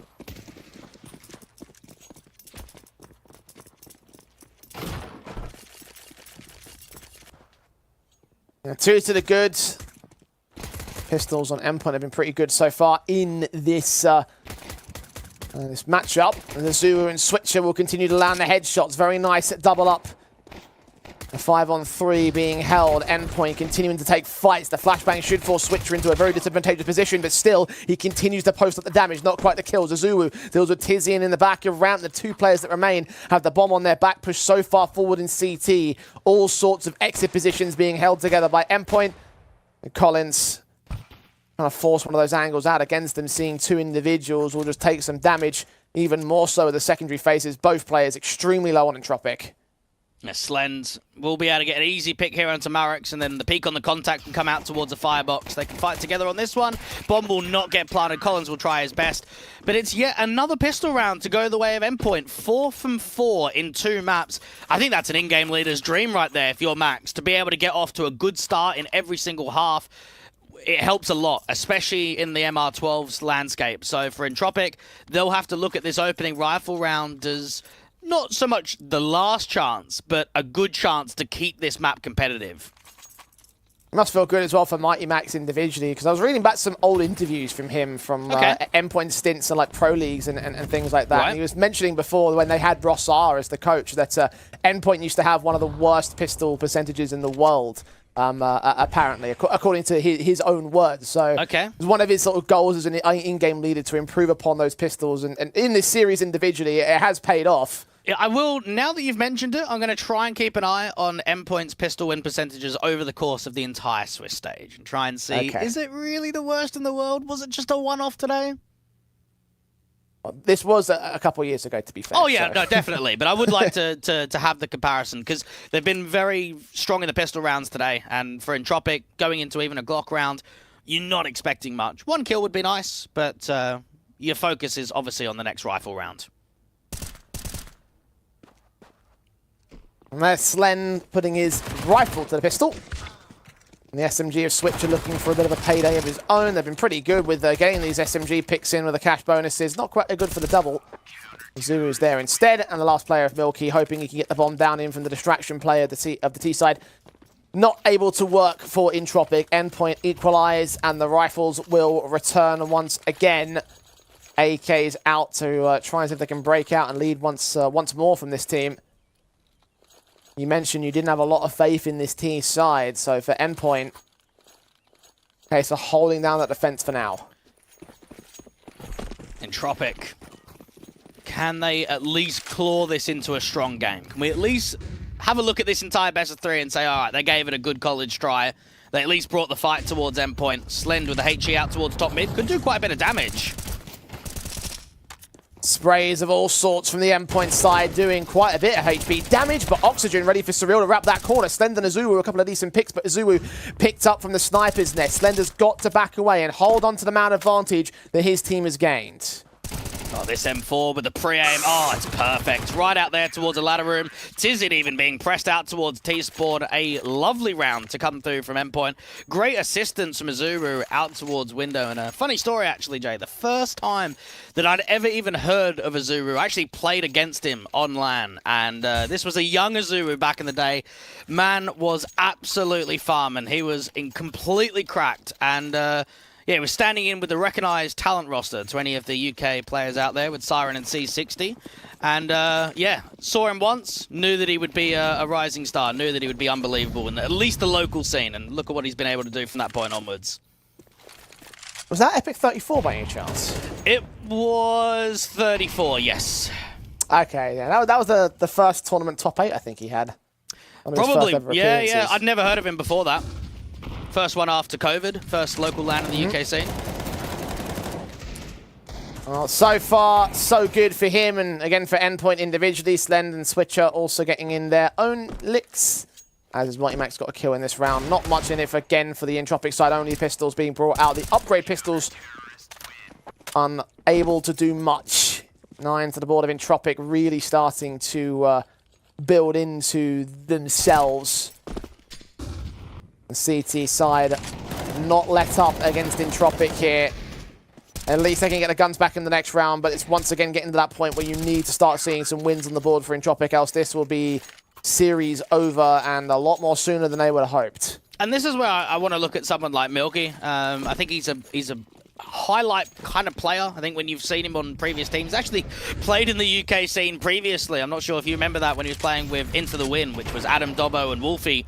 So we have seen him be involved in the UK scene previously, but it's been a quiet game for him across the entire series. This would be a great chance to be able to provide quite a bit because these riflers in mid are providing so much impact from Endpoint right now.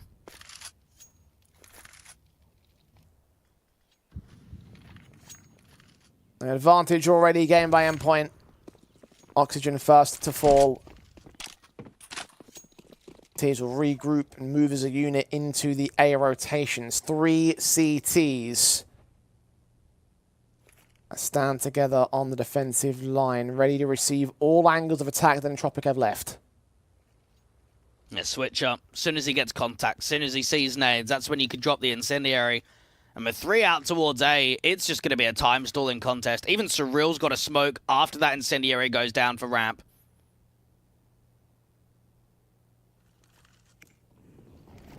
Just a case of timing. Smokes and Molly sent to position. Incendiary counters that from Switcher immediately. 40 seconds. Mention that secondary smoke. They're going to swing for kills instead. Azuru with one, Collins with two back, and Surreal suddenly feeling also alone. Can't prioritize the smoke here. Needs his backup to get in position and hold down the line. The nades are so good, and the M4 can strike for it. Entropic had a line into the bomb site, but have they taken too long? Marix can pick up 1 out of 3 needed on the clutch. Oh, that H2e out towards default. Actually goes a bit shallow, but the peak comes out in the open anyway. And I think when you look at that round, methodically, Endpoint are showing that they can play some really good CS. The timing of that incendiary to go down, yeah, we can both sit here and say, oh, we probably would have expected the smoke to go down towards A main. Instead, it's a little bit more of a hard bait. It's a double swing towards main. It allows Surreal to not show himself. If he throws that smoke from the mid side, then they know that he's somewhere around default or under balc or firebox. If he doesn't throw util, he can be that bait. He can be that distraction right towards the end. And then even the 2v1, you play together, vertical crossfire, every day of the week Marix is going down there.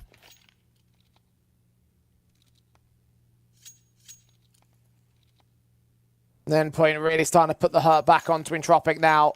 And this is the concern, obviously, in the second half, is that how many chances are Entropic really going to have until we say this game is over? I mean, 7-10 down with what is a weakened-looking buy going into round 18. It's tough to be incredibly confident right now that we'll even see double digits to come out from Entropic.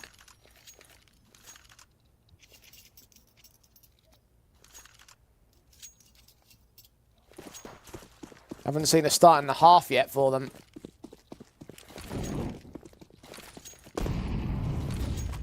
Start there before we start looking at double digits or any sort of comebacks. Endpoint.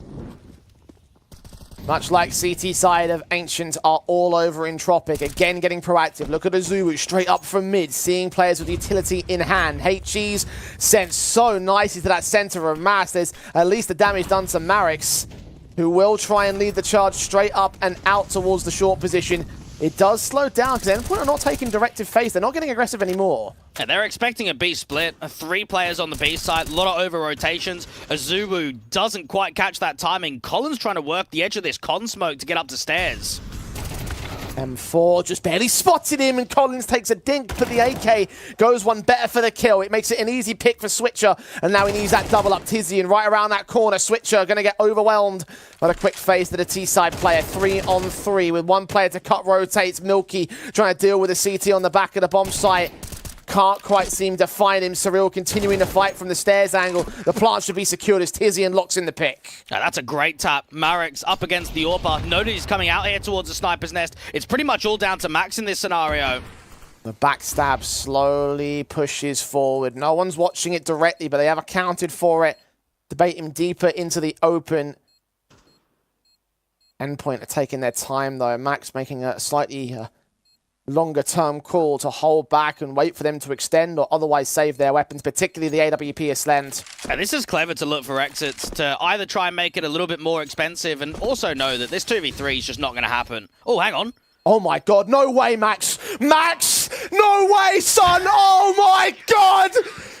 Oh my god, he's even got 2 kills for it! You sneaky bastard! Man, who was watching the bomb? How is there no one on the bomb site? Oh, that's frustrating because it really looks like in that scenario with Max that deep that they're not going to go for it. Maybe if Slend was in jungle, you think, okay, they're going to have a late crack at it. They're at least going to throw bodies into it. The idea that the AWP just leaves and goes to B completely. I can't believe I'm just seeing I don't know where Milky transitioned to because obviously he was at Firebox.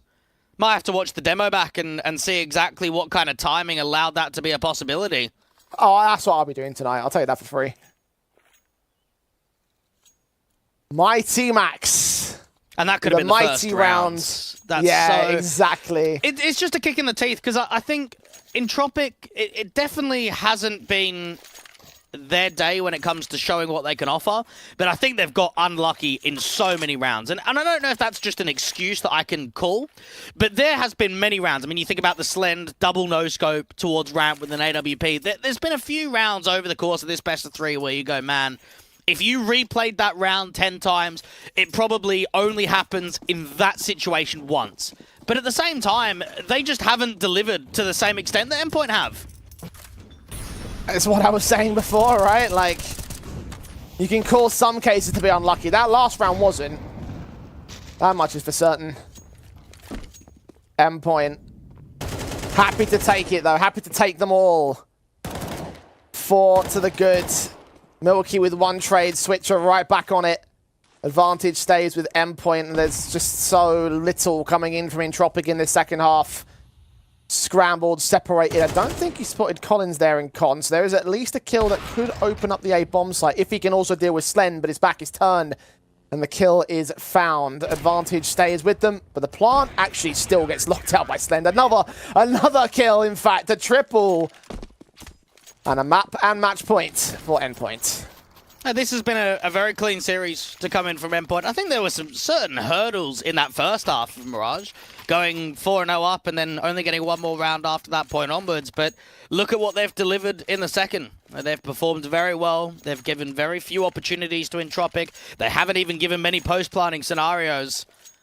And looking to do exactly what Godsent did in their opening game. Get a clean 2-0. Get that slate in with a very good performance to get yourself 1-0 up in the Swiss stage and look for your next competitor next week. Well, at the start of this series, Dwayne, you were asking what's with the 2-0s and whether we'll continue to see them. Well, the answer to the second question is certainly a yes. What's with that, though? I mean, I thought we'd be going 3 maps in both series today. I actually didn't think there'd be much in it in terms of favoritism. Yeah, just maybe not so much a blowout in all 4 maps, but they've been clinical. They've been one-sided. Endpoint. At least can see the opening pick to Collins. Slend's right back in with a trade, though, and they are not allowing any advantages to stay with Entropic for long. Azulu pops out and Marix can try and deal with it. The AWP still focused with another collateral lineup. Only caught a sack on a second man, but knows exactly where he is and knows that Oxygen must be low HP. Slend does get found, though, so there's a man advantage for the T side. Spam trying to see if they could deny that bomb from going down. Oxygen does fall, and a work around the smoke from Switcher. Mighty Max gonna play behind the smoke over at the jungle position. Switch is running out of ammo. Tizian can strike with the position being held by Milky's quick bait and switch. Now Max is all alone for another clutch. No ninjas this time, but perhaps a 1v2. Tizian has been seen. The headshot is gained, and the burst is perfect for a 13-7, a 2-0 for Endpoint as they backhand Entropic down to the lower matches of round 2. And it shows that they can perform the exact same, even with a slightly different roster, even a couple of months later. 13-7, the exact same scoreline on the repeat against one another. But that first map was completely different. Endpoint will be very happy with the performance they had today. Slend, very consistent, map 1 and on map 2. I think everything above board, looking very good for Endpoint. Yeah, I think there's a bright future ahead of these guys if they can continue to replicate this as they go up the rankings, right? Because, I mean, obviously it's still very early doors with Switch only just coming into the roster on an official capacity, so there's still anything can happen, but it's a very encouraging start. And I think right now at this stage of the tournament, that's what you want to see from Endpoint. I think what we want to see from the majority of winners that we had yesterday and today is, can they continue that in the Swiss stage? Now, oftentimes what we normally get is the opening rounds, you do get your blowouts. You do with the seeding, but it's when you can do it in the 2-0 games, when you can do it in the promotion games to get yourself out towards the main Swiss, because every time you go from contenders to main Swiss to even into the playoffs run, you've got to be consistent week in, week out, and that's what I'm going to be looking at for the majority of these highly successful teams. Yeah, that's I think what makes the difference between a tier 2 team and a higher end tier 2 team, right? Sure. It's the idea that you can be good sometimes, but to replicate that consistently gives you that chance to be one of those contender squads that might just crack through, or at least have some of their talents crack through that glass ceiling. Again, Endpoint, very early doors. Switcher, obviously, the first time that me and you have seen him, Dwayne, in terms of an actual matchup as a full capacity. Like, he's obviously the guy that everyone's focused on, but it didn't feel like a lot of the emphasis was on him. And I mean, you have to question whether or not he really needs to be a star in this team. Yeah, it's always difficult to look at individual performances from riflers when you kind of get a 13-1, 13-7, because I don't feel like it shows you the depth that a player has when you're on the back foot, when you're maybe needing to make a high-risk round because you're desperate for something. I think we'll get to see more from him again. This was only his 15th map under the Endpoint banner and their first real event that they're playing in this year on HLTV. So a great opportunity to see more from Endpoint, and I think for the Entropic side, I mean, their contender stage was quite tough. They went down 1 and 2. They got off to some early losses. They bounced back, beating the Chosen Few and TSM to get themselves into the main Swiss stage. But I think when you look at the recent run of form, to not make it to the RMR, to get absolutely pumped by Preezy a little bit earlier on today, and then to have this kind of performance for Endpoint, the players aren't going to be happy about that whatsoever. They'll be very disappointed in themselves. Yeah, I definitely hope that in the back of their minds, at least, they're going, it was a rough day in the office, boys. We need to turn it around in the future. But for now, put this one behind us, because you are right. It's been 4 maps back-to-back for Entropic today across 2 different tournaments, which have not been victories for them. And in fact, many of them have not even been close. So, it's just a very bad day in the office for the Entropic camp. They need to pick it up in the future. For Endpoint, they'll be happy about the way that they performed in the way you have, and that really is just the way you summarize this whole series.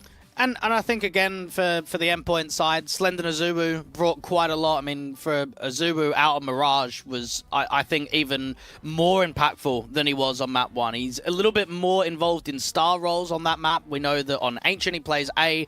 On Mirage, rather than playing B, Max takes that role as the in-game leader, and it allows Azubu to play a little bit more window and con, so more impact zones and more impact fragging. But a good performance from Endpoint today. They'll be happy about that, and I'm keen to see them in the next round of Swiss and see who they face and obviously how they perform. Yeah, again, I'm excited to see where it goes from here. So we'll see where it goes from here, as round 1 will continue to roll on in tomorrow's proceedings. For today, that is the second day of round 1 of the Contenders Swiss done. So we'll have to bid you all adieu. Make sure you tune back in tomorrow morning for even more of the proceedings of this Contender stage. But for the time being, we bid you adieu here from Compass in Spring.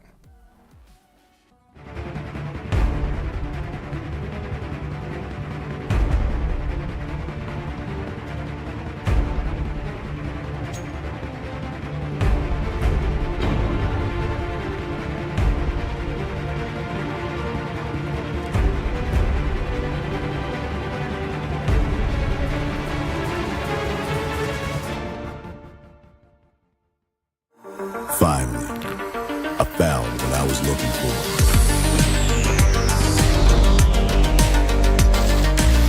Now that my search is over, it's gonna be a tough choice. But fortunately, no need to choose. When you can just have them all. Buy and sell skins on bitskins.com.